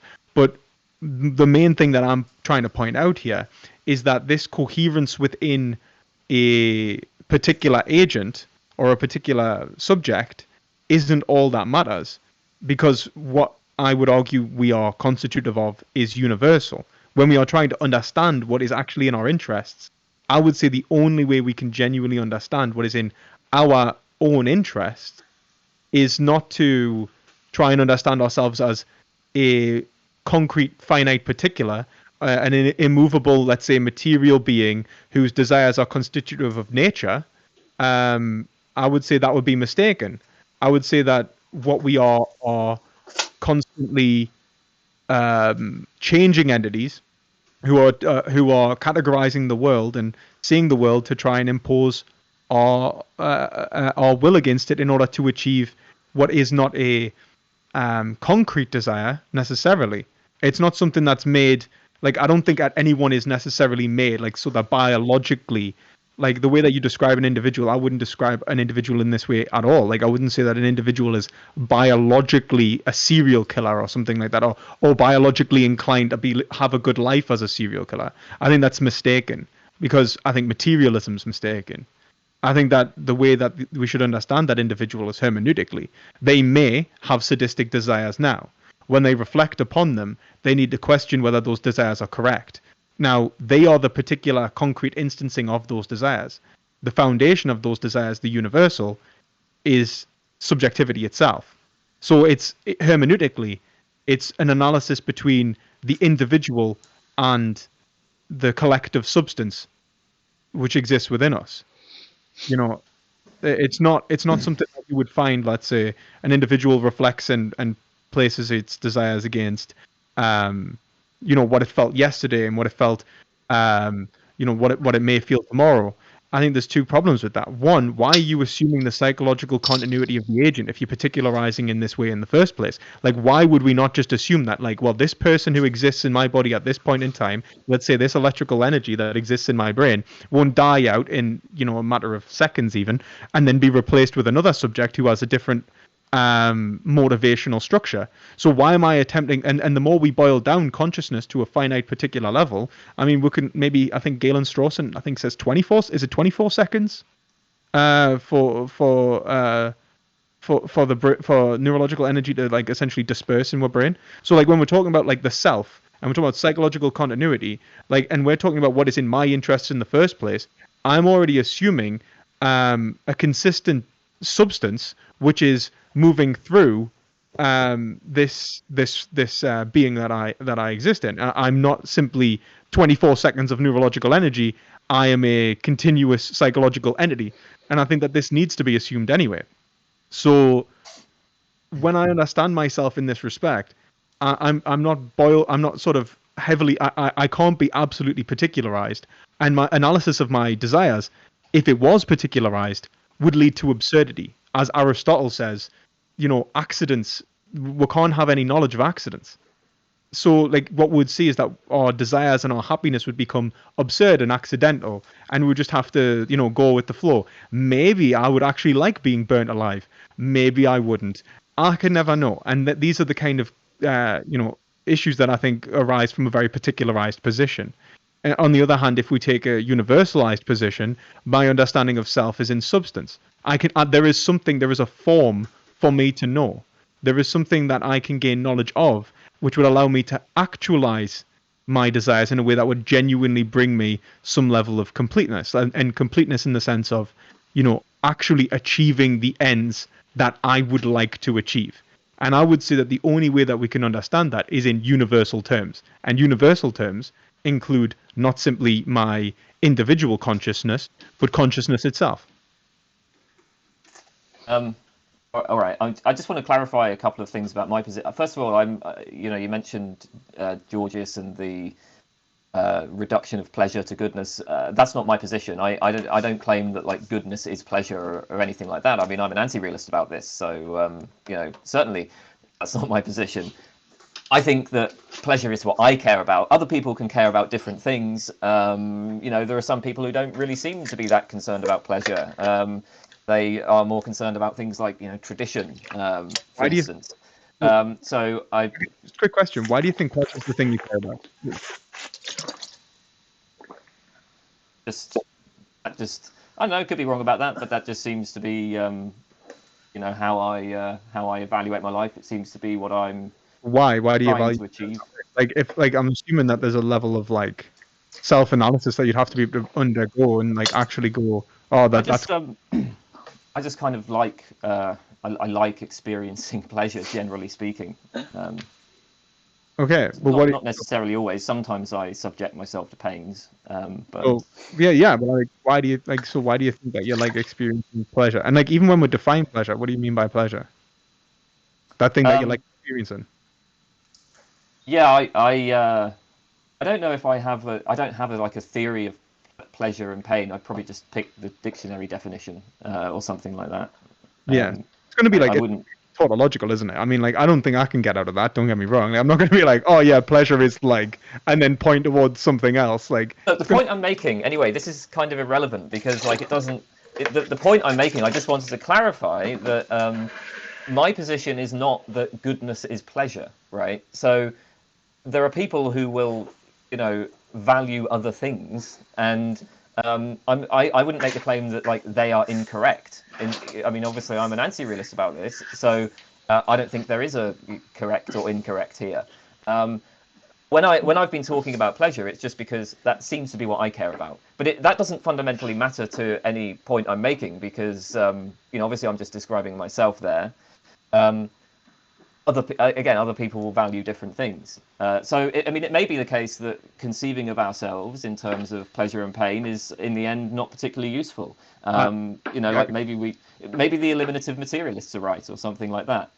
But I think the other point I want to make, just to clarify my position, with respect to questions about like the continuity of the self over time and so on, I think I'm basically just a sort of pragmatist about that. And in fact, I am with respect to classification in general. I think we can, carve up the world in lots of different ways, and there are lots of different purposes we might have in doing that. I don't see there being, some sort of, fundamental like identity over time that like inheres in some sort of substance or anything like that. You are pragmatists, right? Like the point I'm saying is like if you are a pragmatist, like pragmatists have a notion of, let's say, like achieving some sort of goal, and that goal is understood to be essentially the ground from which all truth is extrinsically valuable in relation to the goals of humanity or something like that, right? Like the point I'm a pragmatist about the self, or you could call me like a constructivist. I'm just using the term I'm not saying that I'm like part of the American pragmatist tradition or something like that. You really hate just taking a bloody position. I'm saying it's hard to boil you down to a single position because every time you get to it, you're like, oh well, yeah. I mean, I'm not that. I told you what my position was. I said, I'm an empiricist. I know. Specifically, a stance empiricist. But I'm telling you what my position on the self is as well. I'm saying that it is a kind of pragmatist or constructivist position. So yeah, I think I can elaborate on that a little bit more. That's the sort of line that I take on classification in general. Yeah, I was just laughing just because, like, obviously, obviously, I understand what it's like. I'm not even like saying that you're wrong in doing that. Like, I'm just saying, like, obviously, you're not saying like you're not rocking up the conversation like I hold this position, this position, this position. It's kind of like I think this is like you hold different things from different theories, which is fine, right? Right, like whatever works. But anyway, it's sort of irrelevant. But the point of contention I was trying to push on there, which I think you said that you didn't understand why it was important, was like you said basically that you find pleasure valuable. I asked why you think that, and you said that you didn't think that it matters, but that's what you believe to be your goal. Well, this is the point. Like, you believe it to be your goal, and those beliefs are the beliefs that I'm challenging. Like, what are those what goals do you have, and why do you believe that you have them? It's the meta-analysis of that goal, and that I think is important, and whether your belief system around that goal can be said to be correct on an individual perspective. It's the same thing when you said people can have all sorts of values and goals from which they're trying to achieve. Well, absolutely, we know that people can have a variety of different goals and values, but whether those goals and values are correct, or whether they are correct about those goals and values, is a separate question. And that's the question that I care about answering. Because when you say, like, okay, one person wants one thing, one person wants another, well, yeah, but why do they want them, and why should they want them? And these are the questions that I think are important to ask ourselves. And then, sorry, just to clarify, is your claim a claim about what goals are correct and incorrect, or is it a claim about what goals we actually have? Because I mean, I would obviously those are, I mean, both. maybe you're making both claims, but I mean, those are two different things. Yeah, both. Because it's hermeneutic, I think a lot of the time the goals that we actually have are um, usually imperfect attempts to sublimate our drives. You know, like it's that we have a drive and we are sublimating it and making sense of it in a way to attempt to achieve an end. But that drive isn't. That drive can only be defined in terms which are given this sort of individuality, right? We can only understand it in terms of, like, I want X, and, kind of concrete terms. But it just because that's how we categorize it doesn't mean that's how it actually is.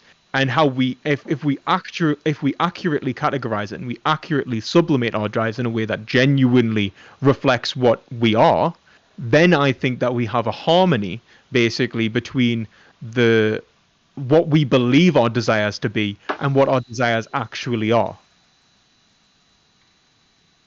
Right. So, Can I ask you a question, Lewis? You say sorry, that. while you do this, I'm just going to go to the toilet. Okay, sure.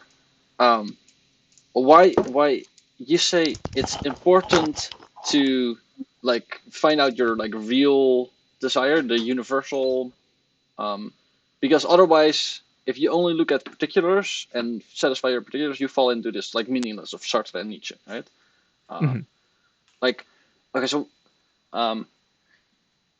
do you think that people, like, intrinsically care about this meaninglessness, like that they find that are bad experiences, or do you think we should care about that? I think that we intrinsically care about it. I think that Okay.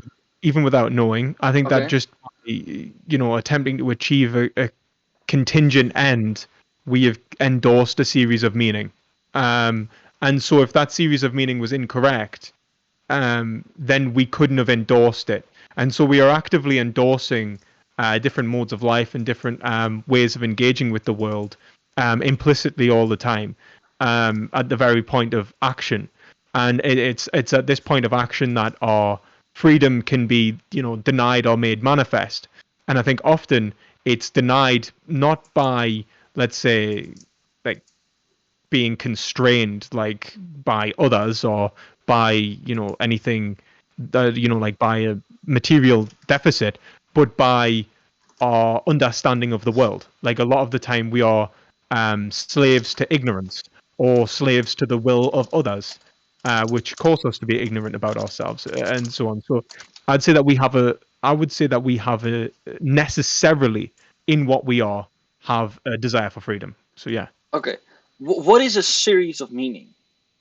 A series of meaning would just be essentially, I would describe as just a way to accurately portray the world in as such to create allow us to express our will to either create, actualize one world or another world, which may reflect our positive experiences or desires for positive experiences, or the positive experiences of another, or the removal of negative experiences and so on like that.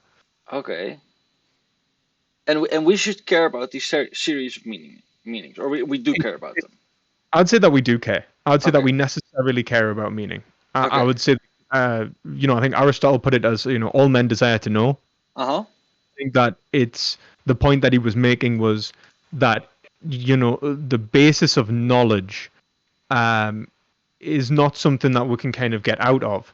If you look back to something like Meno's paradox, the Greeks knew very well that you can't have absolutely no knowledge, otherwise there'd be nothing to know. There'd be no possibility of gaining any knowledge, or you'd have to know everything. So you have to have already at the very baseline partial knowledge. And I think that when we're engaging with reality, we have partial knowledge, and our hope is that this knowledge accurately explains reality as to allow us to express our desires, which relates quite nicely to pragmatism in the sense that truth then has an extrinsic goal related to the expression of a drive, and I think that drive is fundamentally what we are. Okay. I am. Okay.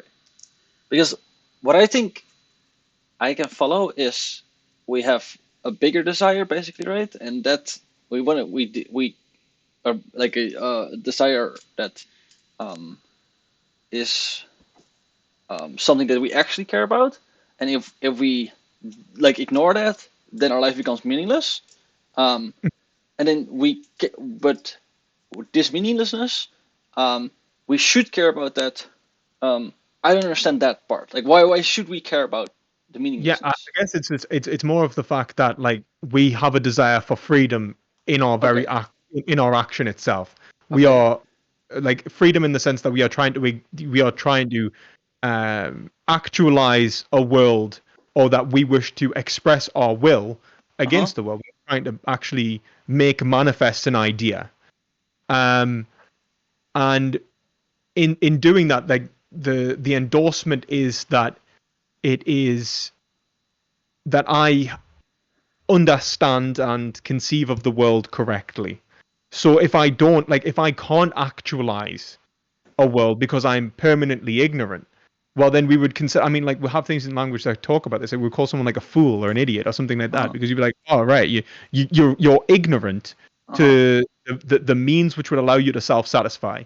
But I would also say that we can be ignorant to the causes, or the underlying cause, or the underlying structures of our own desires, the existential structures of our own desires, and how they are made manifest to the point in which we don't realize it, but when we actually do attempt to express our desires, we're essentially, we're essentially trying to fire a gun that's been turned round on us. Every time we try to get happy, we'll actually make ourselves sad, for example. And this happens all the time with people who have psychological issues, right? Where their addictions, for example, may cause them to manifest suffering every time they try to be happy. And these are the kind of questions that I'm interested in helping people answer. Understanding self so that you can actually create a system, sublimate drives in such a way as to actually reflect what you want, not what you think you want. Yes. Okay. In other words, the reason you care about meaninglessness is because you care about the meaning that exists in what you're trying to achieve. Yeah, about the freedom. Positive right? The meaning is either positive or negative. Okay. So like. Okay, interesting. Okay. Do you guys feel like you want to like discuss more parts about this, or you want to go into some specific questions? I don't know. I don't know.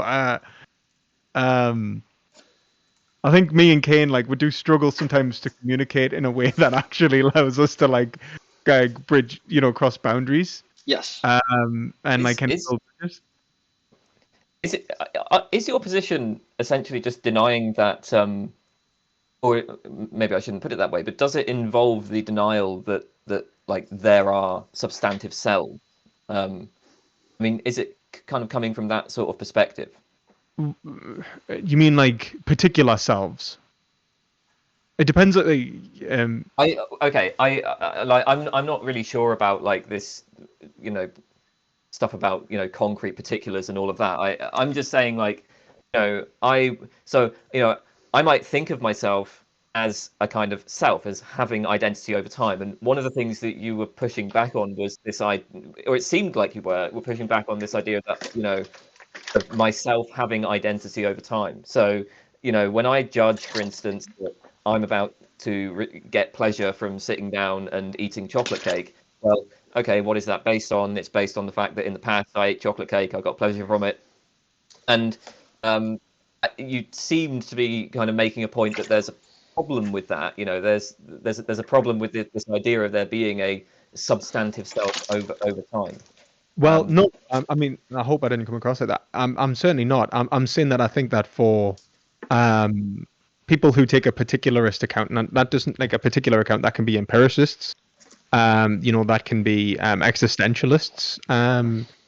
There's a lot of there's a lot of individuals in our society now that take accounts that are more particularized. I think especially in the West, based off the basis of Protestant ethics. Inspired by like Hobbes, Locke, or even like Kierkegaard, which was based on a rejection of, abstract objects, for example, as they saw them, or in that respect. And I think that this has led to people believing that what an object is, or what the self is in this respect, being the object of question, is to be understood as a finite particular. It's to be understood as a particular. Now, I don't think that I'm not rejecting necessarily the existence of particulars in the sense that I don't think that like I just don't think that's what we are. Like our particularity is like what we exist as is not necessarily an absolute universal, right? We're not like a god, the absolute spirit itself, right? We're not absolutely universal, and we're not absolutely particular. We're a mediation between the two. And if you look at, let's say, the Kantian categories, and I think he puts this in terms of, I think it's existence, there's unity, particular, and then singular. I would take what the self is in the terms that you're using, as in to be the individual agent who's existing over time. I would take that to be a singular, namely a universal distinguished from itself by various limitations. So that can be categories such as space and time, for example. So I'm not denying that you are a self and that you have a self, but the foundation of yourself is not particular. It's universal and it's being limited. You are there is a higher self, if you will.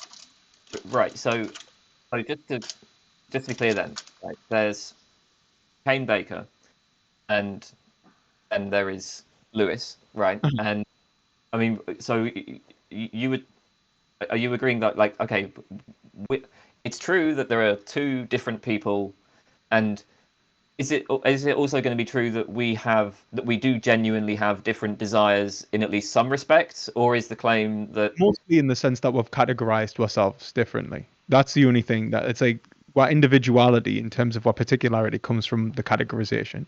We've been sublimated and understand ourselves in different ways. But right, what drive is the same. But it's still the case that we have different desires, that there's two people. I mean, whatever the kind of the underlying metaphysics of this is, there's two people with different desires. Yeah, at least like I mean, like if we just take this in like a kind of colloquial, yeah, absolutely. Two different people with, like, for example, like I'm a vegan and I'm not going to want to eat chocolate cake. You aren't a vegan and you want to eat chocolate cake, that kind of thing. Yeah, 100%. Right. So I guess you know, I don't know, man. I when I was away, I was like, okay, maybe this is a sort of denial of the self kind of Buddhist type thing going on here. It's Skepticism. I mean, Going on. I'm not gonna lie. I had a conversation with a Zen Buddhist not long ago, and we agreed on like 90% of stuff. Oh, okay. Well, I think you had a conversation with him. You know, like that Jax guy. Yes. I don't think you agreed with 90% of stuff with him. I know him. Yeah. I'm very much.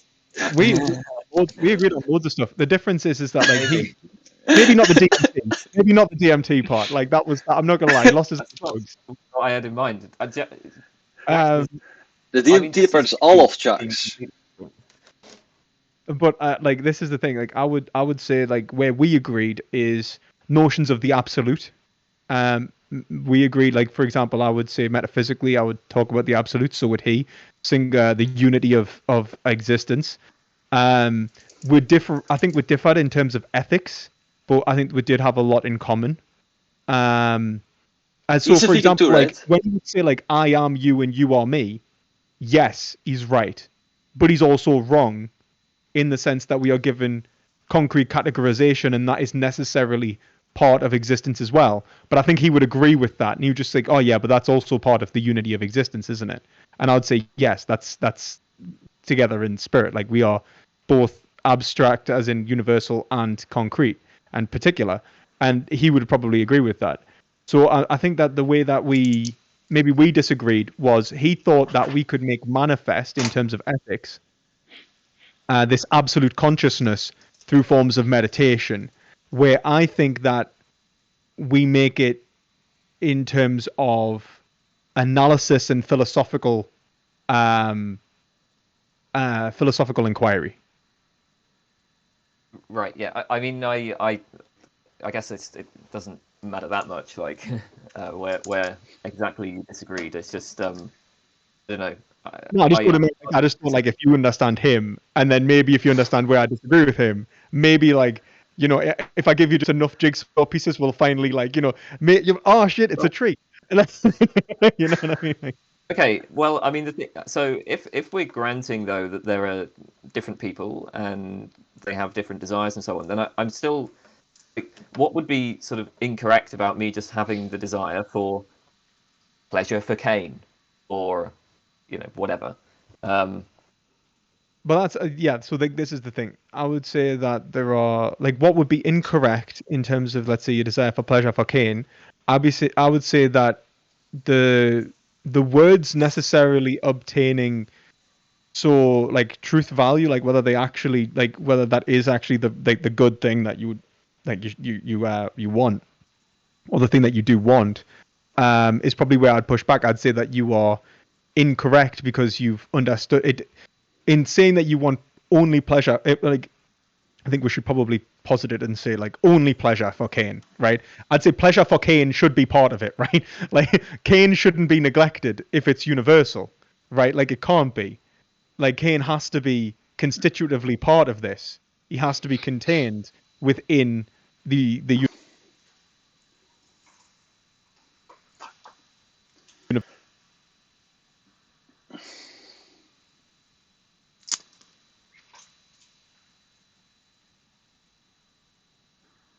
also has to be considered is all the other possible categorizations that exist in other singular agents. So whether this categorization is actually correct, whether you, Kane, have established an identity, a persona, an understanding of self, which actually manifests a good life, and that's the point of question, whether like this is good enough. It's not to say that it doesn't contain any goodness necessarily. Like you may like, yeah, you feeling pleasure, that's a positive thing. But whether this manifests like what you actually want, and what allows you to understand what you do actually want. That's what I'm really Right, but I mean, my question is why it would be the case that So I mean, what you're saying is that when I claim that, well, I mean, I don't claim this, but if I were to claim that all I actually want is pleasure for Kane and I don't care about other people. If I were to say that, then you'd say, well, no, that's not what you actually want. And I guess I'm just Yeah, I'm trying because I think to then understand how that can, like, where that claim comes from. If you were denying that there's different because selves, then I would understand. But kind of, I'm not denying that there's different selves. I'm saying that yeah, I know. So like, so what I'm saying is, like, kind of, if you were to deny that, I would understand. But because you've granted that, I'm a bit. yeah. I mean, it's kind of difficult because it's hermeneutic. I'm not denying that there are concrete categorizations of selves, but I'm saying that these are these singular instances of selves. Like, look at it like this: your drive, I would say, it was universal in origin. Your expression of drive is categorically particular, right? And together it forms a singular being, you. Your beliefs about your drives and your drives allow you to be Kane Baker, right?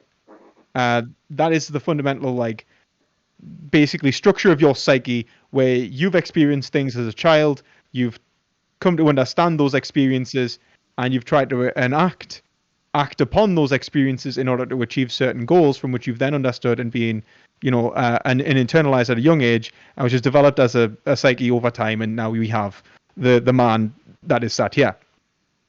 Now, I would say that yes, that is real. Like, you are real, right? Like, I'm not denying your existence as a self. What I'm saying is in terms of your whether this is the right self. Like the question isn't whether the question is whether this self should be understood as correct in and of itself, or whether this categorization is incorrect. So, like, has your identity formed in a way which actually allows you to live a long, happy, healthy, positive existence, or are you a self-destructive individual or a destructive individual? How do we understand what is positive and negative in terms of your identity and how you express your desires? Now, I'm saying that yes, your identity is real, but it doesn't have to be endorsed as positive. Just as, let's say, Adolf Hitler was a real guy, but not a good guy. Now, Wait. I thought you. Hang on. I just thought you said that the question is whether that identity is correct. So what would it mean to say that? So now you're saying that my identity is real, but it's not correct. yeah, like, it's a Is there? possible way of categorizing your desires. Like, you exist as a, like, I mean, like, what we are seeing right now is that you, as an identity, as an individual, exist as a psychological reality. Like, there is a Kane Baker who thinks a certain way, who Okay, engages so in a certain way. how would it be incorrect to identify myself as that? Because That's real. that categorization process, like the categories that you've used to construct this psyche, may have been built on false beliefs. Yeah, but you just said that it's real. I mean, I'm just, I don't know. What does it mean to say that? Okay, what does it mean to say that something is correct, and what does it mean to say that something is real? All right, so it's like, okay, right, so so when I'm saying correct, I'm saying, like, I really mean, like, basically performing as intended, like, as in, like, you as an individual are actually achieving achieving the goals which you or achieving the goal from which your psyche is basically constituted of, which is maybe try and experience positivity and self-understanding, and all of these, I would say, fundamental sort of decisions around, let's say, experiences in early developmental stages, right? Like, you you may have categorized, like, let's take someone like a little bit more, like a little bit easier. Let's take someone who's, like, got some sort of trauma response that I can easily categorize. Let's say, I don't know, let's take an individual who, you know what, actually, there was a horror film a while ago, right? And they got a the idea was there was this person who was abused by her dad and fed meat after every time. So basically, she would get taken to like the steakhouse after every time she was being abused by her dad, and so she created this categorization process where basically every time she saw meat, she would feel physically ill. She would have a negative response that had been attributed to the meat. Now this forms a concrete part of our psyche, and our identity is based around, like, she becomes a vegetarian. She essentially engages with the world around that categorization process. Unfortunately, I'm not going to tell the rest of the horror film, but it basically involves torture now with meat. So, like basically, the idea was to see how much she could take before she broke and ate the meat, and so on. Like, probably how psychologists actually behave, sickos. Anyway, I think the point is whether she would be correct or incorrect in that categorization because of how she's approached those events in her life, and whether this is actually bringing her more distress than it is bringing her relief. So in her attempts to avoid meat, for example, she's avoid let's say like the traumatic event, she's associated meat in a way that has led her to live a life of vegetarianism, and maybe based on a belief of association. But if she removed that category, then perhaps she would be. Now, that's not to say she has to eat meat, like, and she has to go and not be a vegetarian, whatever. But it basically shows that maybe she could overcome the trauma, and maybe this is actually by personifying it in meat in the object. It's actually forcing her to relive the trauma every time, and it's acting as a phobia. Right, and now she has a phobia of meat, which is a generalized anxiety placed upon the meat. And maybe if she questioned those categories which formed her psyche, she would be able to overcome those problems. Now, that, when I'm saying like she was correct or incorrect, what I'm saying is whether the categorization process which led to meat being basically being given this negative value in this respect was correct or incorrect in relation to her attempts to live a good life. Right. So when we're talking about people categorizing themselves, it's not just a matter of, for example, some claim about what constitutes identity over time or something like that. We're also talking about how they are categorizing, like, the things they interact with, and and the sort of responses that they have to things that they interact with. Mm-hmm. It's okay. Well, I would say the self, you see, because like obviously being an idealist, like we Hegel would describe us as a sustained contradiction, right? So I am actually the TV screen that I'm looking at while having this conversation. I just have the belief that I'm not. Okay. All right. So why would it then be incorrect for me to say categorize myself as deriving pleasure from causing suffering to others? Yeah, okay, that's great. So like the categories themselves aren't the truth maker in this scenario. Like the categories are essentially extrinsic to the foundation, which is the drive, which is universal. And if the drive is universal, then it contains not simply my drive, but your drive and everybody's drive, because it's the universal sense of self. So when we're talking about notions of correct and incorrect categorizations of self, they are in relation to the universality of self. The universal, Why? not the particular, because what we are is a universe.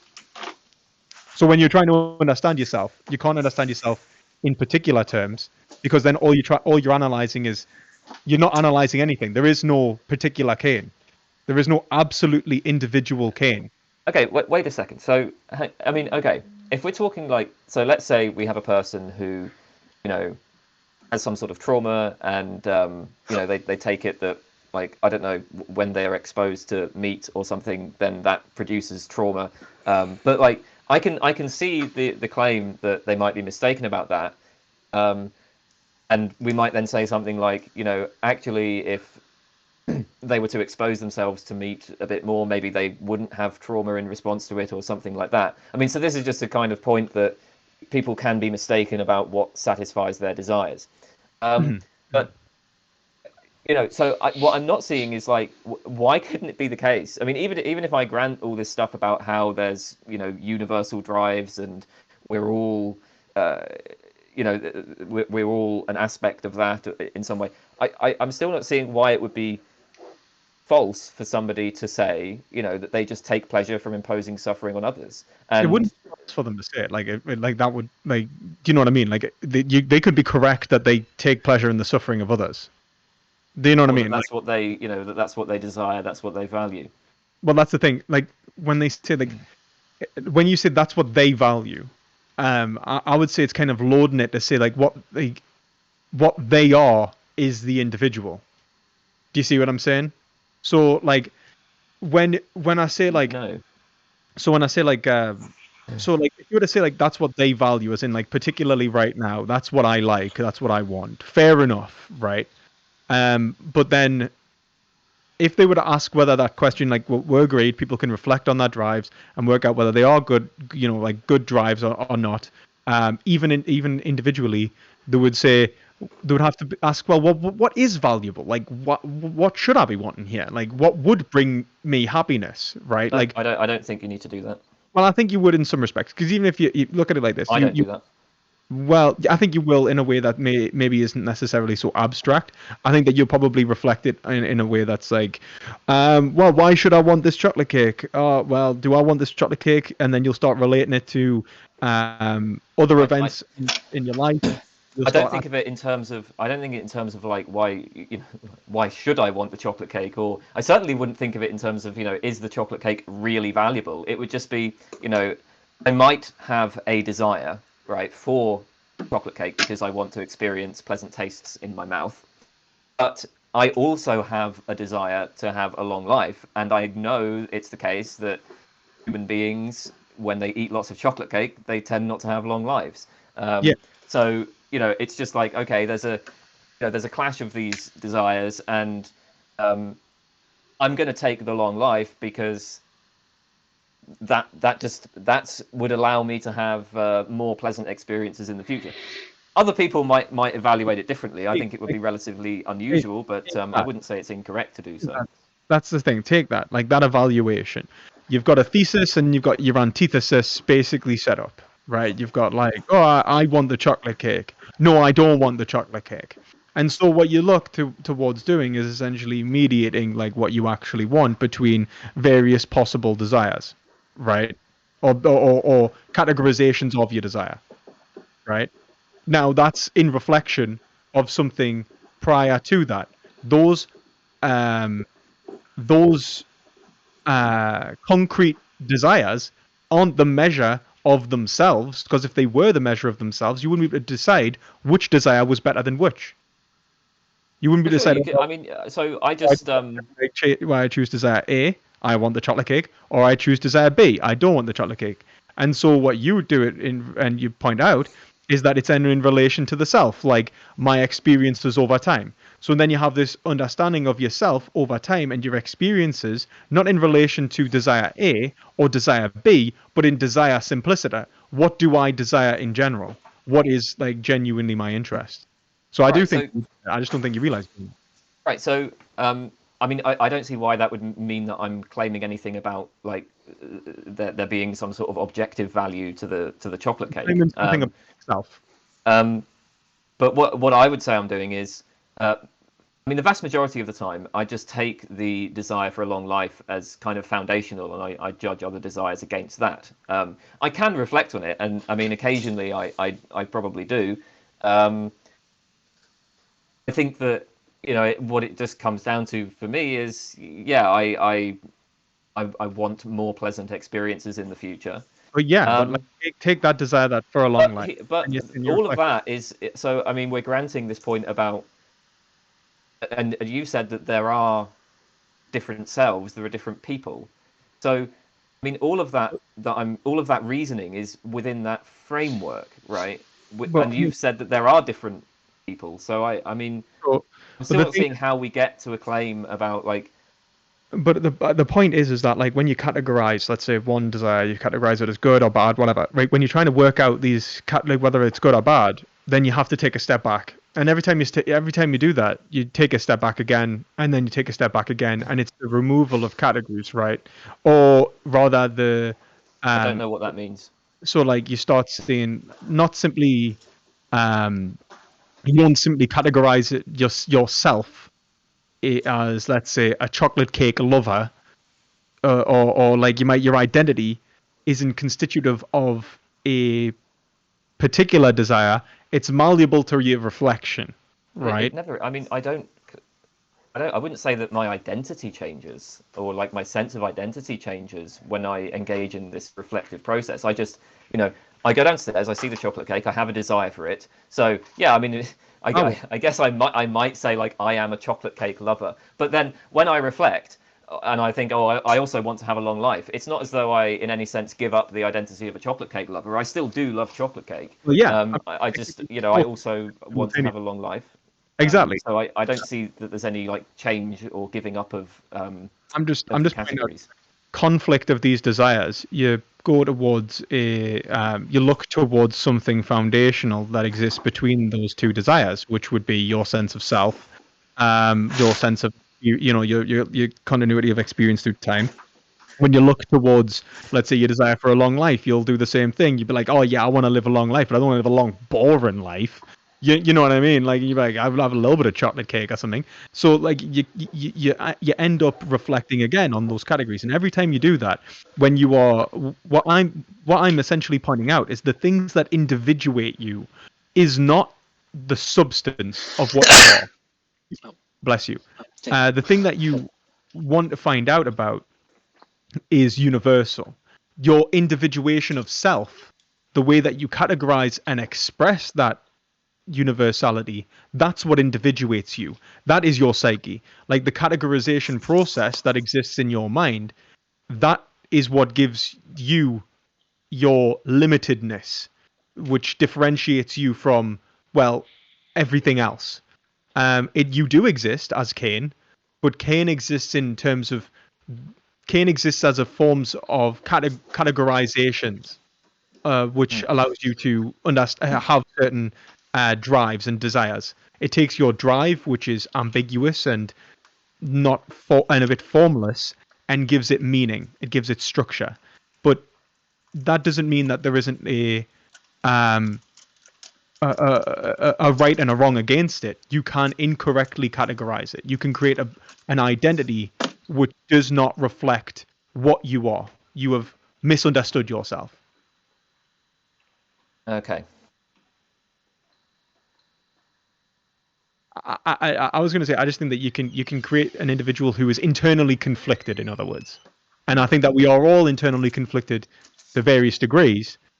And I think that the purpose of ethics and psychoanalysis is to alleviate those conflictions so that we can actually get out of ourselves and actually achieve what it is that is genuinely valuable.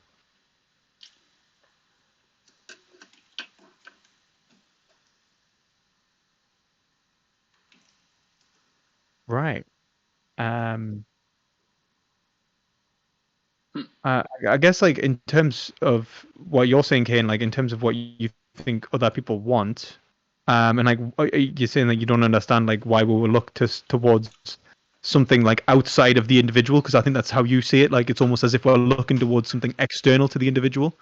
I would say it is quite the opposite. I think that when you look towards, when you're like, what do I, Kane, want? And when you say I think you're already imposing those categories.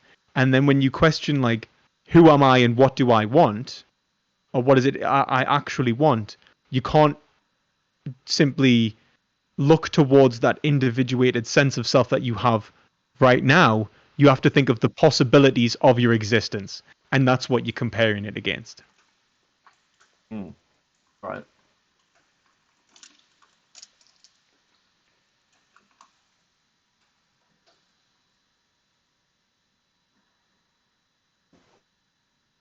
Right. I'm not sure what I should be saying right now. Is anyone? Is Kane? Okay. is the Benny, are you still here? The Yes. camera's gone off. Okay. Oh, Yeah. okay. I can try to. It's doing the thing. I don't know if that was. Yeah. Oh, okay. Yeah. Okay. I don't know. Okay. I don't really have anything else to say. Okay. I think we had a long and fruitful discussion. Do you guys feel like going into like specific questions, or do you guys feel like that would that you guys had enough of like moral realism, anti-realism for now? I'm happy to answer questions or whatever. I got as much time as you want. Yeah. Okay, cool. Also, thanks, Kane. I know that obviously the conversations between were not necessarily the easiest, especially coming from like very different like approaches to philosophy. Yeah. I will one day, I swear to God, learn analytic language so that I can have a conversation in a way that maybe fits like obviously the way that you would approach the question more. Well, I'll go away and have a think about it. I remember when we last had a conversation, I went away and like after thinking about it, I was like, okay, I wrote down a bunch of notes, and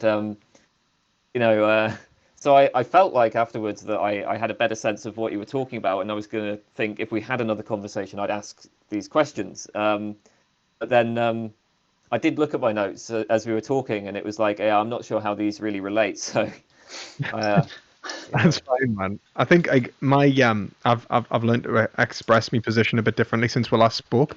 I've been reading more epistemology and stuff, and like and stuff like that. So maybe I'm expressing it in different terms as well. What do you guys think is? This was one of my questions. What do you guys think is like the divide in how you approach this topic of metaethics? Like from an analytic, like what is it that is different? Do you want to go first, or? I don't really know, to be honest. I mean, okay, like honestly, I don't really understand what your position is. So it's very hard to say where the divide is. The parts that I felt like I had some understanding of, it seemed like there might not have been a divide that was at least relevant to the metaethical questions.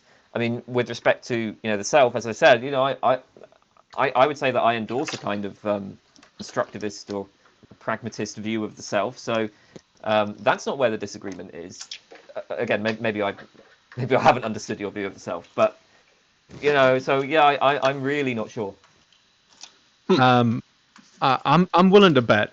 I'm not positive, but I'm willing to bet. I think that our fundamental disagreement comes from surprise, surprise, metaphysics, epistemology, where I think that we look towards. I mean, like epistemology, I think less so, as you said, like you're willing to endorse like almost like a pragmatic view of self and so on, but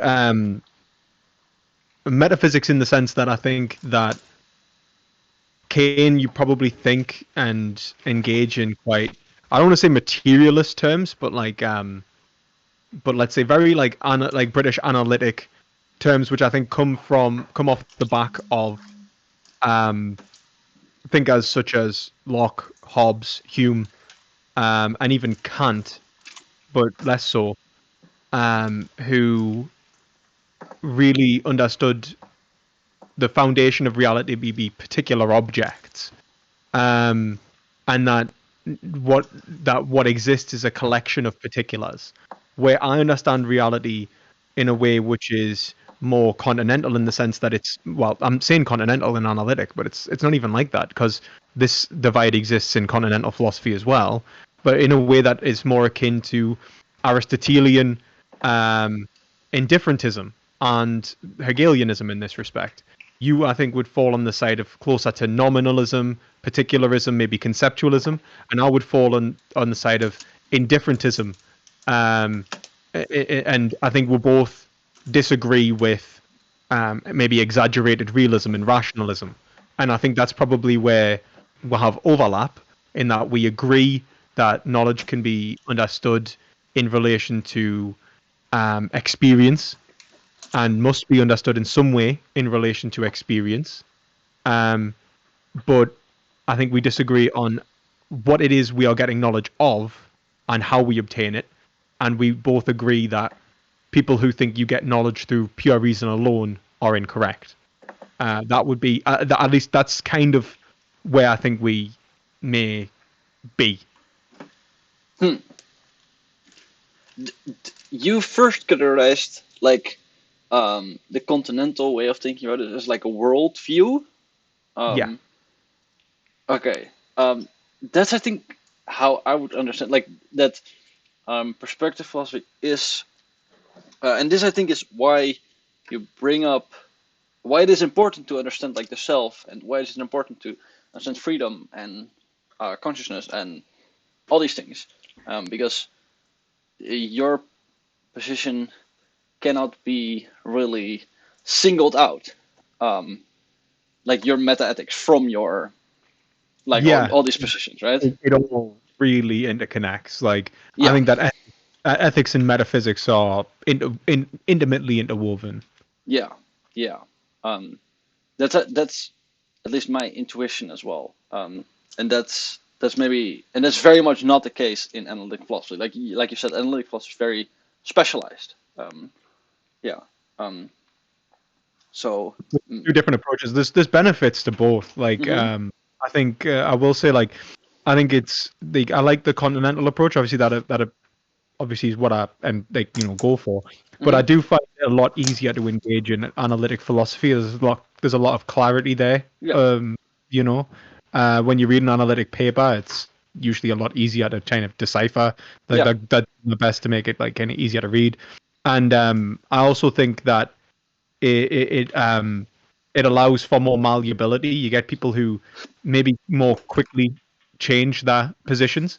So you Okay. get people who so for example, if you read a paper and you're like, oh, that paper's right, and then you read another paper and you're like, oh no, that paper's wrong, you then just sort of like it's more almost modular, where you can like take papers like from meta philosophy, metaphysics, meta epistemology, all the way down, and kind of construct a modular worldview with these various, Yeah. arguments, rather than necessarily relying upon thinkers and worldviews, which are complete systems.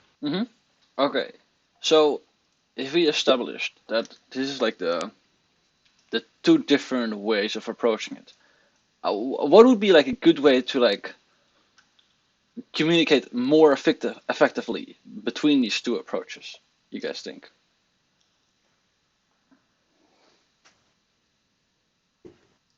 I think we just have to read each other's stuff. No. Okay. No, sure. I think so for example, like if Kane ever wanted to read Hegel, or if he had like maybe like a way or like let's say a work that he thought structured this topic really well, and he was like, let's talk about it in these terms. I could then read the work and maybe like try and put my argument in those terms, and if he read Hegel, then he maybe understand the terminology I'm using when I'm talking, and maybe the perspective I'm coming from, or maybe if he read like I don't know, some stuff on hermeneutics, like in general or something, maybe then. And I think that would probably. I think the only way there's no kind of like shortcut. I think in terms of conversations and talking to each other, I think that we just need some sincerity and be willing to actively try and understand each other's positions beyond simply saying words and hoping the other person like kind of acclimates them. Okay. Huh. Yeah.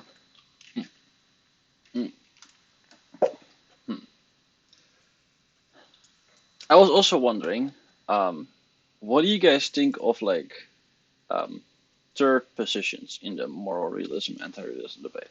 Like the your friend Dave has a non-realism, which maybe is a third position. Do you guys just think this is possible, or like why? Yeah.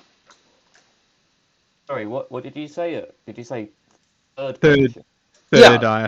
Yeah, third position. Like, you have moral realism, anti-realism, like, and there have been various philosophers who've proposed their meta-ethical views as like a third position, right?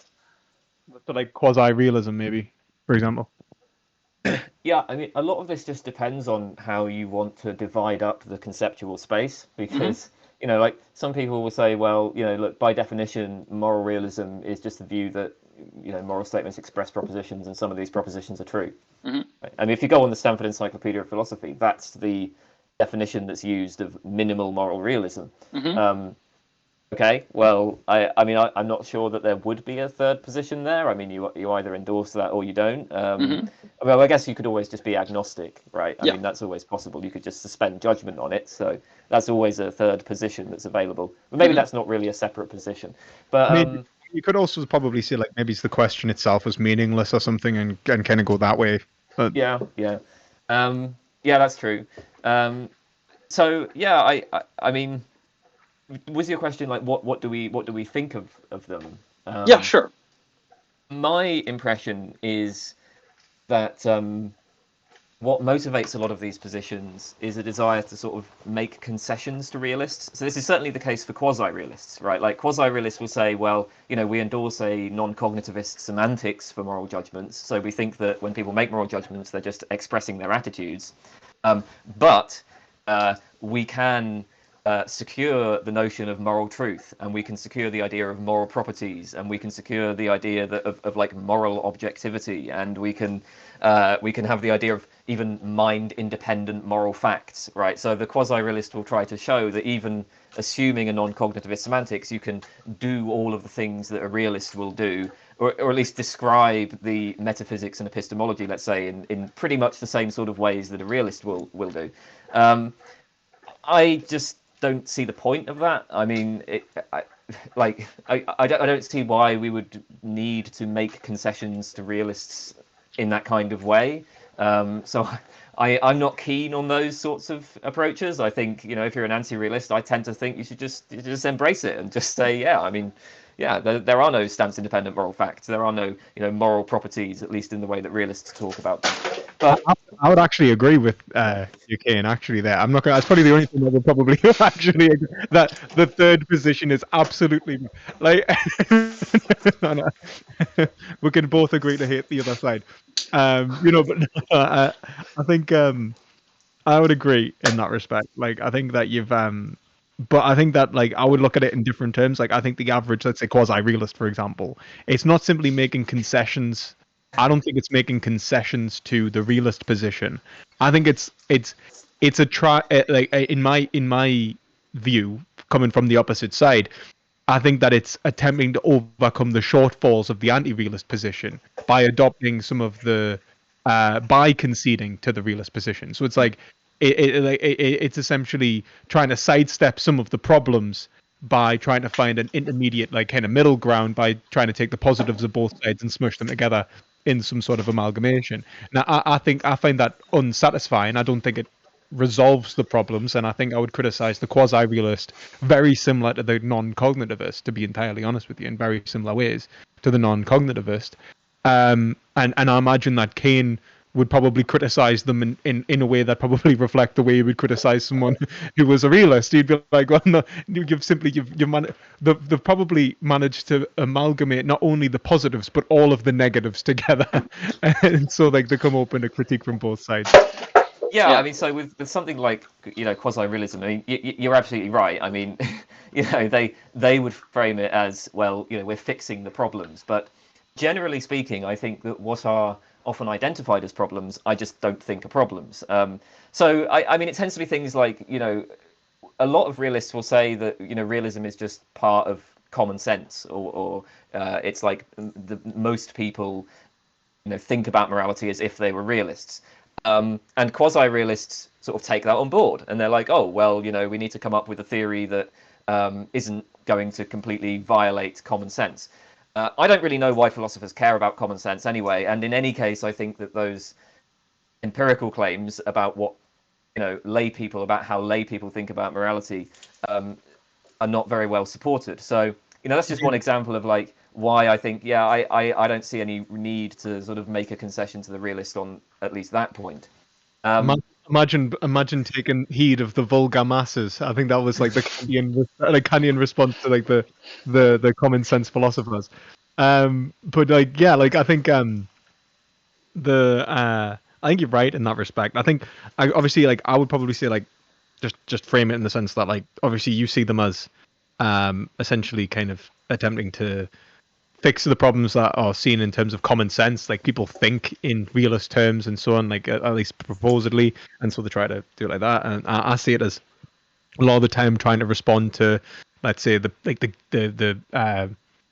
Frege embedding problem and stuff like that. You know, if you're a subjectivist, you're like, I'm not a I'm not a non-cognitivist, so I can't actually have, I can meaningfully talk about, you know, one object and another in terms of this syllogistically, which means I can actually have some sort of like not self-knowledge, but like sort of norm coherence and a coherent system, and that kind of thing. But I think it's just the problems of both sides usually, which is like not really the best place to be, I guess. Yeah. Okay, cool. Do you guys think that the Frege problem is like really a problem, or is that not part of your like maybe like rejection of anti-realism, Lewis? Like, do I think it's a problem? Yeah. Like, as in, like as in for the like the non-cognitivist. Yeah. I think it's a problem for the non-cognitivist. I think, just in terms of any form of self-understanding, I think, like, for example, if you are trying to say, like, if the non-cognitivist is simply like, if they're willing to accept like absurdity, I don't think that it's necessarily a problem. So, like, the absurdist, I don't think it would be an issue for.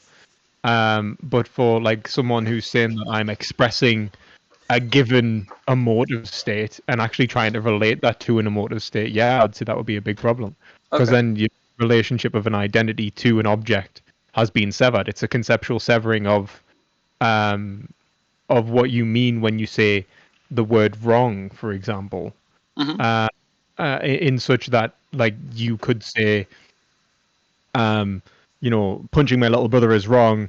I shouldn't punch my punching my little brother is wrong, and by wrong I mean, like, I don't know, like something I don't like. I don't know. If punching my little brother is wrong, then punching my older brother is wrong, and then punching my older brother is wrong. Like, or rather, like, then I don't know, getting like, I don't know, like punching my brothers is wrong or something. You know what I mean? So, like, you kind of have to ask the question of what you meant by wrong in each and every single time, and whether it actually relates to each other, whether it actually is the same word. That's basically the point. So I think that holds true. I think that you can't really gain an understanding, and this is why I would say it becomes abstract. It's funny enough, like, the words abstract usually relate to, and I would usually use them in this respect to relate to rational, like, kind of like abstractions, like, non-particular forms. But in this respect, I just mean abstract in the sense of being non-defined, non-definite. Like, I don't know what you mean here. Like, do you know what you mean here? And I think that it does lead to the death of meaning in this respect. And I think that I think the non-cognitivist really just has to just throw their hands up and just say, well, like, there isn't any way to know. It's just what it is, Yeah. Okay. Kane, how would you respond to the Frege-Geach How would I problem? respond to the Frege-Geach problem? Yeah, I sure. mean, I don't face the Frege-Geach problem because I'm not a non-cognitivist. Okay. So, but yeah, I don't know. I mean, so to me, when I say I'm not a non-cognitivist, I mean, I might be a non-cognitivist about some moral judgments. I don't have a universal semantics of moral judgments. It may well be the case that, it probably is the case actually, that sometimes people use moral statements just as sort of means of expression. But I think that the sort of line I take on this is that, look, we have this distinction between semantics and pragmatics, right? And when I say like a statement such as, say, abortion is wrong, well, I mean, you can look at this in terms of the semantics of it, right? And in that case, you sort of do what people in linguistics do, and kind of break it down into its parts and all that. And as looking at it that way, it is pretty much straightforwardly a proposition. And there's all sorts of things you can use that proposition to do. You might use that proposition to express a belief about what properties there are in the world, or you might use that proposition to just express like a command, like do not abort, or to express your disapprobation of abortion or something like that. In the same way, if I'm angry with you, I might shout and point and say, "There's the door," and it's pretty obvious that if you just look at the sort of bare semantics of that, well, we have a proposition which describes the location of an object. But I'm not really expressing, when I use it that way, I'm not really expressing a belief about the location of an object. I'm telling you to get out of the room, So I think my inclination is to think, this distinction seems to me to have gone a long way towards resolving much of this debate. I don't see why. I struggle when I look at the literature on the Frege-Geach problem and the solutions to it to see sort of what it is we're even trying to account for. Because, again, if you just look at the sort of I think the straightforward semantics of it, then there's no debate that we have a propositional form, right? Mm-hmm. As it might be described in linguistics. On the other hand, if you look at the psychology of it, of what people are trying to do when they use these sorts of sentences, well, yeah, sometimes they are just expressing their emotions, and they can do all sorts of things when they use sentences. Either way, to me, I think that debate has been resolved, and I'm not sure what it is that a lot of these meta-ethicists who write on the Frege-Geach problem are really even trying to account for at this point. I would agree with you at the last point there. I think a lot of people who write on the Frege-Geach problem necessarily don't take into consideration, for example, like what you said there, which is like the medium is the message, the fact that it's actually a communication. Like, it's not simply about the words you say, but it's about how you say it. It's about the actions and the context that it's in, you're engaged in, and the individuals involved. Like, there's the door, that kind of thing, or like even whether the kind of conversation or the language game you're engaged in, right? And even things like that. So even if we accept a sort of a semantic account of this, it's like, well, what do you even mean by those words? And all these problems then start popping up anyway. Like, well, who are you talking to, and what language game are you playing? What in respect to what function is it wrong? Loads of shit like that. And I think that this is important in the sense that where you went back to was basically the psychology. You're like, well, look, it kind of grounds out within people, right? And their belief states and their attempts to achieve certain ends. Well, that's where I would ground it out too. I guess the difference is what I'm saying is that when people are formulating beliefs, we're thinking words, and we use concepts, and these words are, I would take a word to be an idea intellectually conveyed through language, right? Like that's basically it. And I would take an idea just to be essentially an intelligible concept, and a concept to be a specific mental ability, basically. So what we have is people essentially engaged trying to understand the world and convey those understandings of the world to each other in many ways, right? And so you're basically given indications of your intentions. You're given indications of the world around you, and you're in relation to going, there's the door. You're given just as much an indication of yourself and your feelings towards that individual as the location of the door. And that's very important, I think, for a human analysis. But the question is whether those concepts, we can get past the words and we can go, oh, okay, that's semantics. But whether the concepts themselves obtain reality, that's important. And I think that the Frege-Geach embedding problem isn't just to say, look, it's about the words, it's about the concepts, it's about the structures and the way that you think, and whether they are being held constant. can you say that you have conceptualized the world correctly? Are you seeing the world as it is, or as it, or as you, or are you seeing it and is it changing in front of you? Are you having false beliefs about yourself and even the concepts you hold? And I think that's the real force of the Pragmatism problem. Yeah, I mean, maybe I don't know. Maybe it's sort of used in different ways in different circumstances.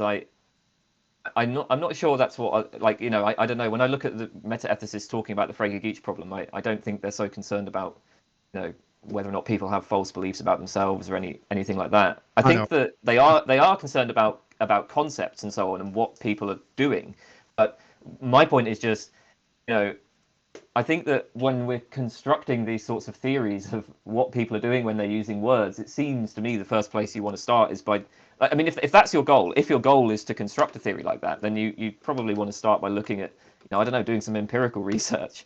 Why would you, I mean, that's actually a really interesting point. Like, why would you say empirical research? What if we're trying to understand how ordinary people are using terms and what they're expressing when they're using terms? So are you, like, I guess the question I'm asking, like, are you saying that you would do that to discover how they are using terms, or as in like why they are using terms? I would have thought both of those questions are sort of intertwined. Well, I think they are too, but I think that empirical research won't give us the why. Like, so I would reject a lot of empirical psychology. I think that psychology is best understood to be, again, hermeneutic, and not empirical, you see. So, like... Well, the key point is just, I mean, however we approach this, I mean, you know, the way that philosophers do this is by constructing these sort of semantic theories. And very often the broader theories in which those semantic theories are embedded are like theories that they've essentially sort of constructed by sitting in an armchair and testing them against their intuitions and so on. All I'm saying is, you know, if you're making a claim about what people are expressing when they're using these words, like what does an ordinary person mean to express when they say something like abortion is wrong? I mean, I would say it's not good enough to just sort of sit in a chair and think about it. I mean, you've got to actually go out into the world and have a look at what people are doing. Yeah, I would agree. Anyways, and you're probably going to get different. You're probably going to get different answers in different contexts, right? So I can go out into the world and I can look at, for instance, other philosophers. I can look at philosophers writing articles about abortion, or I can go out to sort of pro-life protest, and you know, you may well come up with different theories of the concepts that are being expressed. I completely agree, and I think that, but understanding like the various possibilities is a theoretical exercise. So you wouldn't even just, it's not simply about understanding who exists, like going outside and seeing how people use the terms, which I do think is valuable, but it's also thinking about how people may or may not, like future generations may see it, or past generations who don't, do you know what I mean? And understanding in a theoretical sense as well. So I think that the both have, I think we should be doing both. In that sense. Oh yeah, sure. I'm not opposed to that. Yeah. Yeah. But yeah, I would agree with that. I think that some people do just you know, like they'll make points about like semantics and how words function, but then have no understanding of, let's say, language. But then I think that this is where the philosophy of mind comes in. So I'd say this bottoming out really quite in like nicely into the philosophy of mind, which is exactly where Geach kind of went, isn't it? Like he started writing on like I love the book Mental Acts and Their Objects, I think it's called, by Geach. I think that's like a really good book. I don't read much analytic philosophy, but that was one I did read, and I found that, I mean, it was difficult, but I thought it was a really good book, and I think that he makes a really good kind of constructivist case for why we simply cannot think in terms of let's say like Russell's theory of judgment, and I thought that was a really good like kind of work. And one of the points really there is that Russell's an empiricist, and he's shown like the reason why we simply could not think in empiricist terms, why it would not function in terms of how we engage with language. And I think you can do that both theoretically and even concretely. You could go out and go, what people are, and you can understand like what people can or can't be by seeing what necessarily is incompatible with way people exist today, and also like the way that people do exist today. I think it's valuable. I just don't. I guess the problem is, and the point I'm kind of making here is like empirical psychology. I think is probably where we would kind of fight over, because I see you probably thinking, well, there would be an empirical psychological account of Kane, which could then allow me to understand my desires, which would then tell me whether I would or would not satisfy myself if doing X, Y action, like then you end up with, like this individuated account of self, where I would see that as being fundamentally impossible. And I would relate it back to hermeneutics. You couldn't have that individuated sense of self, which is and empiricism's wrong in trying, and empirical psychology is wrong in trying to give you that. Yeah, I mean, I think we probably would disagree there. I don't see any reason to suppose it's impossible, but Yeah. I'm just trying to. I think I probably view it in much the same as I would view something like right, biology. I mean, there's we can come up with models of what sort of soil to plant particular seeds in to produce the right trees, etc. I'd probably view it as similar to that. Well, you see, that's the thing. I think. Although having said that, I do have I have objections to psychology as it actually is, but I wouldn't rule it out in principle. Oh, I'm not ruling, I will say, I'm not ruling psychology out in principle, and I think a lot of psychology is hermeneutic in general.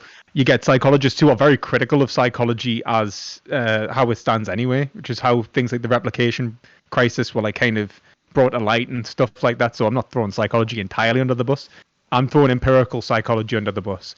And I think, and I would say the reason it's impossible is because, well, for the reasons that Kant really showed it was flawed back in the Critique of Pure Reason, where the when he wrote on empirical psychology and its inadequacies. So I just saw ally with Kant there. Okay.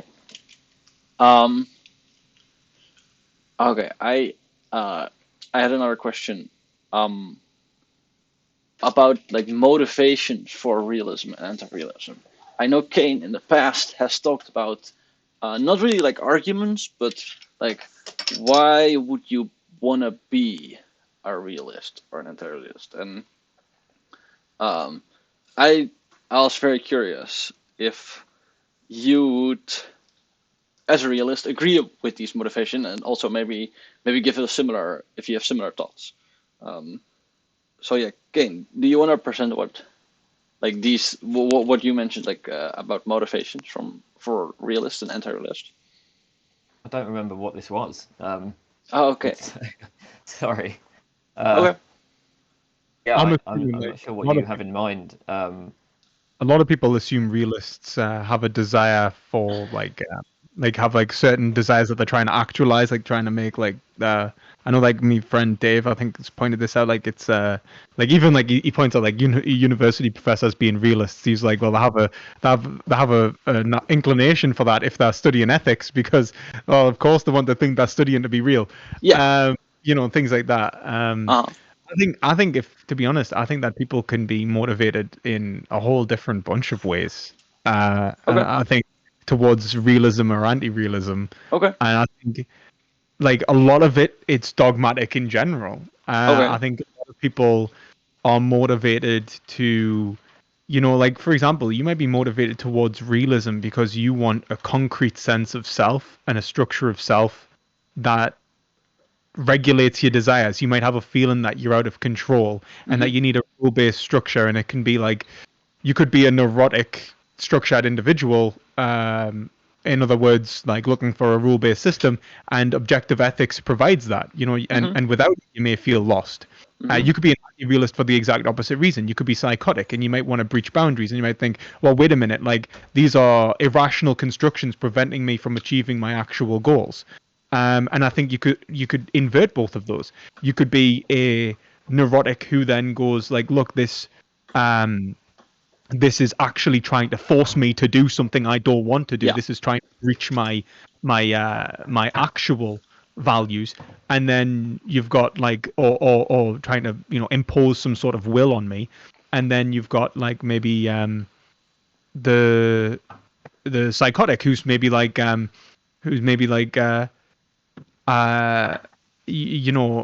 without this I'm not going to be able to satisfy myself, or perhaps that desire for breaching boundaries can only be achieved if there's a boundary there to be breached. And things like that. I think that people's psyches are, and that's not even mentioning like perverse people and the varieties of different things that can happen in people's lives, traumas and social interrelations, and the variety of different psychological like manifestations that people can become. So I think that people become realist and anti-realist for the reasons are as varied as the people who give them. Okay, sure. Yeah. Can I ask, just out of curiosity, where did I say this stuff about motivation? Because I really don't remember. I think in a Q&A. I can repeat what I remember. No, it's okay. I mean, honestly, a lot of the Q&A things, I just like come up with whatever I could. I would like to answer people's questions, so I wouldn't usually say like, "Oh, I don't know." I really make an effort to come up with something. Yeah, sure. Which is probably not my. It's all right, man. It's one thing. It's not trial. It's cool because like I'm almost positive I've said nasty things about anti-realists. Like, God, I can't believe how could anyone be an anti-realist? You know what I mean? One thing I suppose I could say, and this doesn't really apply to the sort of position that Lewis has outlined, but I often find myself thinking, okay, even if I were to accept everything the realist is telling me, even if I were to accept that there are these objective moral properties, whatever, like why would I care? Like, so what, right?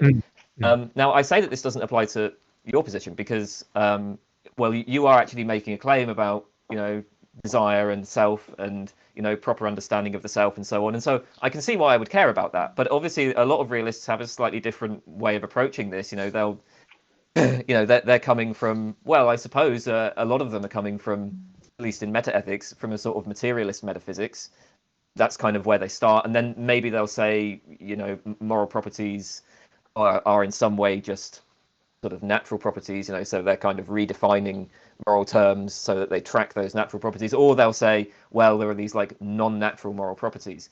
But I find myself often thinking, yeah, like, even if I were to accept that there are these properties, like, why would I or anyone else care about that? I mean, if it if it turned out like an oracle came down from the sky and said, well, actually, it turns out that slavery is okay, I'd just be like, yeah, well, that's a crummy system. So what? I don't think slavery is okay. I'm going to carry on arguing against it. That's funny. It's funny that you say that because I hear that a lot, and I've always kind of wondered, like, people say like, if someone was to say that homosexuality was like necessarily actually immoral, would you reject it?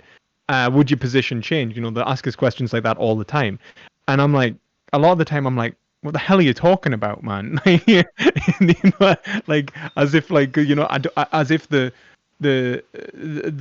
understanding, like as if like as if it the question itself, like, to you, you're saying like, well, yeah, well, why would I care about this abstract rule? Where I would be saying like, I don't understand why we're making this kind of like abstract. Like, I would have to understand like what's wrong about it. Like, do you know what I mean? Like, you couldn't just tell us like it's wrong. And if it didn't have a motivational force, then it's not obviously part of what I would even be considering. So I think it's kind of funny that like what you've said there, I get quite a lot, and in many ways, like as you said, you don't think it applies to my position. I think the same. But people ask me that all the time, and a lot of the time I'm kind of confused by it because I don't even know how to respond to it. Because I'm like, well, what do you mean? If you found out something was objectively wrong, you would necessarily care. Well, I'm not sure I agree with that framing. Because realists will give a theory of what it is for something to be objectively wrong, and you can't just then say, well, this is what moral properties are, right? And by the way, I'm just defining them in terms of what you care about. I guess you could, like, you can define terms however you want, but that would just be really weird. The reason why I say it didn't apply to your position was just because well, you seem to be making a claim about what my desires actually are. Like if it turned out that, Exactly. yeah. So Whereas like, if you're imagining like a a sort of realm of abstract moral properties that are independent of us, yeah, then it's like, okay, why would I care about them? exactly. Um, That we both reject that as absolute nonsense. yeah, Yeah. and in response to that, you can't just say, well, because by definition you care about them. I mean, it's like, No, I would agree with that. no, I I would, don't. I would agree. I would absolutely agree. I Yeah, guess the point is because obviously mine is like, it's like when I'm saying like you already care. yeah, It's like, you know what I mean? Like, so I don't have that like that gap to necessarily bridge between, let's say, the world of forms and this world of undeath that we currently reside in. It's something that is probably more appropriate to non-naturalists, I think, of the contemporary era. But if you're a naturalist, I think especially like I mean, it depends on the naturalist. To be fair, I shouldn't blanket it. But I think in terms of, let's say, my position anyway, if what I'm talking about is self-knowledge, it's that you would find out you already did. It's almost self-discovery. You found out you already did care about it. If someone give you a moral fact, you'd be like, oh, I do actually think that it would necessarily motivate you. Which I think then you would find in people like Kant and Hegel. It's not necessarily like motivation isn't a question there, as much as I think it would be for Platonists and people who are exaggerated realists, like non-naturalists. Okay. Why do you guys think non-naturalism is such a like popular position? I think it's like I think it's the second most popular position, like metaethical position after naturalism. yeah. I mean, it's tricky to know. There may not be. I think very often in philosophy you get these sort of fads and fashions Mm-hmm. that are not necessarily well supported by argument. And I'm not saying that this is the case for non-naturalism. Mm-hmm. I think, for instance, if you look at like the dominance of certain views in metaphysics, like physicalism, for instance, as a Mm-hmm. metaphysical position, um, the actual the available arguments for it are there's not a lot of them, basically, right? I mean, and Mm-hmm. it feels to me when I look back at like the 20th century philosophy that feels like a kind of like more of a fashion, more of a sort of bandwagoning Mm-hmm. than something that was motivated by Yeah, argument. I could be wrong about that, but I think you're probably, um, if I'm honest. maybe. But so maybe that's motivating non-naturalism. There is, I mean, so one point is that in a lot of for a lot of philosophers, there's been a kind of rejection of kind of hardcore reductionist views. So in philosophy of science, like there are not so many people now who are arguing that we're like going to be able to like sort of build bridge laws, between say biology and chemistry, and then chemistry to physics, so that we can sort of smoothly reduce every science to some sort of physical basis. That seems to have the consensus is against that now. So it's quite a natural move to say, well, the same is going to be the case for moral properties, right? Like the domain of morality and moral investigation is autonomous, right? And you're not going to be able to just reduce the methods and ontology to say the empirical sciences or something like that, or to other natural properties. So that might be like one motivation. It sort of fits with Mm-hmm. more broad tendencies that are happening in philosophy. And of course, I mean, look, the arguments in favor of alternative positions are maybe just not convincing, right? Maybe the non-naturalists are right. I do think that for at least some non-naturalists, it's kind of a defensive position. It's like, well, we can show that naturalism doesn't work, that anti-realism doesn't work, etc. And then you just end up with non-naturalism because it's Yeah, the only one left by I process of think elimination. that you hit the nail on the head there. To be honest, that's basically where I'd take it. I think it's a defensive position as well. Hmm. I think that non-naturalists I've ever met are responding to people making Humean-like criticisms of naturalism, and then sort of go the G.E. Moore route of like, okay, we're going to accept like is-ought gap and the naturalistic fallacy, but then just simply posit an alternative metaphysical account of goodness. And I think that's probably where I would say non-naturalism come from, to be honest, for the most part. Like, I'm not saying they're all like that. Obviously, I don't say that they're all. G.E. was the only non-naturalist, and it's like, people like Derek Parfit and all that. But like, I don't know. I do think that it's mostly a defensive account and an attempt to remedy the critiques that were levied by skeptics against naturalism, within usually a materialist metaphysic, or like an empiricist metaphysic or something along those lines, which is why you don't see them really so much in continental philosophy, because we didn't, for the most part, most continental philosophers aren't going that route, so it like, whether it's existentialism or idealism or something along those lines, it's not usually going to be applicable to that metaphysic. So it's really something that you see very much in analytic tradition. I do think it's mostly a fad. I think that it's probably come around from pretty strong Humean-esque rejection of naturalism, which led to them taking this defensive position for the most part. Yeah. Okay.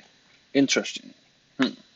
I had one last question for this thing. Is I know Lewis has a lot of, like, I think you would say you derive your veganism and maybe also like eventually like your other positions. I think you're also socialist. Yeah, I'm Okay. market socialist. Yeah. Cool. From your realism, right? Yeah, I would say. Well, like I'd say like as I say, like I kind of build, like, like from the bottom up. I attempt to do it the best way I can, anyway. Yeah. What do you think? Okay, so I'm wondering about like the consequences of meta ethics for like life decision making, basically. Do you think that because it seems like you would really like relate these two to each other? 100%. I mean, I think that, like, when you consider meta ethics, I mean, Kane, I imagine, takes the almost exact opposite way. Like, he's asking, like, why would I care? Like, if you were to tell me, like, this meta ethic was changed, why would I give a fuck? I take the exact opposite view. I think that, like, what we are doing in terms of ethical engagement is we do ask questions of meta ethics all the time. Like, normal people every day ask meta ethical questions without realizing it. Even themselves, like, they ask themselves questions like even questions like, why do I keep doing this? Like, why should I even bother?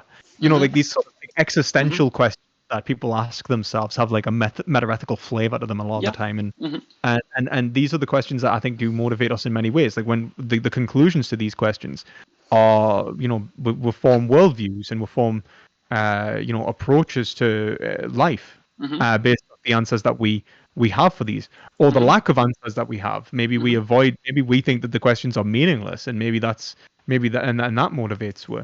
And so, like, I think that these form like parts of psychology a lot of the time, and what we're reflecting upon is like maybe like kind of core beliefs, if you will, about the world around us.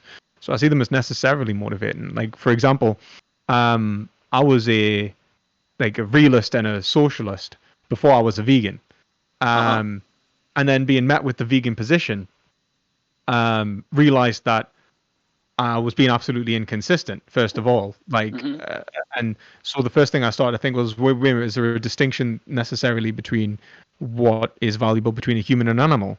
And then that led me into that sort of meta-ethical realm. So at first I was met with the contradiction, like, why am I treating one different to the other in the first place if my beliefs are X? And I'm having to remedy that to have a coherent identity, without being a hypocrite or essentially a stooge or whatever. I'm a fake of some sort. Yeah. And so when I'm trying to work this out, like, why am I thinking this way? Like, was it right? Is it wrong? That led me to veganism. So I think that you find that a lot of the time people are engaging with the world, they'll find a confliction within themselves, within their identities, within their behaviors in relation to others. Yeah. And these lead them to sort of existential, meta-ethical questions, which will then be resolved one way or the other. Do you think if somehow, right, you would be convinced of moral anti-realism, right? Do you think you would like stop being like a vegan or a socialist or whatever? I don't know what I would do. It's kind of hard to guess. It's like if you stop being yourself in many ways, right? Okay, Like, sure, yeah, sure. Okay. but I mean, yeah, I mean, it's possible. I Okay. could be a lot of things. Like, there's a lot of things I could be. Would I stop being a vegan if I thought morals weren't real? Like ethics wasn't real? I think that I would probably be at this point, like, because there'd be no reason for us to change. So I couldn't be like, I should be something else. Yeah. And I'd be like, well, how do I feel? I've conditioned like myself in many ways to have like almost a disgust response to meat and stuff at this point. You know what I mean? Yeah. As I'd probably remain vegan in the sense like plant-based. I could never see myself consuming, just even in terms of disgust now. Yeah, sure. But in terms of ethics, like for example, I might like if I didn't believe morals were real, for example, like mostly how I engage with humans, I think would change more than animals. Like animals, I have like I have a tendency of like looking on with fondness. Humans, I can get a lot more irritated by. So I think if I was to like have like a shift in terms of like me moral realism, and whereas before, if I'm engaging with someone and I'm arguing, I'll be like, it's the wrong thing to do. I'm not going to get angry. I'm going to walk away. That kind of thing. I'll be like, I'm going to punch that kid. Like, Okay. But you know what I mean? I wouldn't necessarily hold back in terms of something that wouldn't have caused us some sort of aesthetic discomfort. Yeah. But how me tastes might change in the future if I didn't have that psychological limitation and restriction. Well, who knows? You know what I mean? So Yeah. Okay. Ken, how would you answer? I suppose this is an example of the sort of compartmentalization of the style of philosophy that I do. I tend to think that most sort of normative debates, most moral debates, can proceed pretty much exactly the same, regardless of what your meta-ethical position is. Like the way that you actually go about trying to negotiate with people and trying to convince them to hold different positions. It seems to me that the sort of tools that the anti-realist has available are basically the same as that of the realist. I can appeal to, I can point out inconsistencies in people's views, for example. I can do that regardless of whether or not I'm a realist, and most people don't want to have inconsistent views, so that will give them some motivation to change their views. I can sort of appeal to intuitions.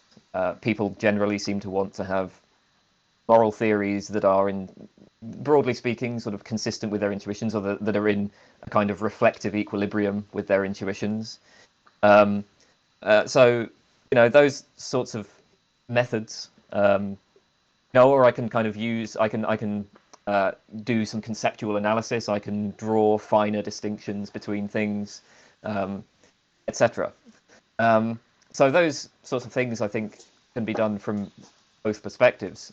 And I think actually in practice, I mean, I did hint at this a bit earlier in the conversation, but I mean, the empirical evidence on like what going outside of philosophy, like ordinary people, it's not the case that ordinary people are like universally realist or universally anti-realist. There seems to be, when you ask them, there seems to be just a sort of, very vague mixture of different views, perhaps. And yet, generally speaking, they seem to engage in moral arguments in much the same sort of ways. So I don't know if it makes that much difference to me. No.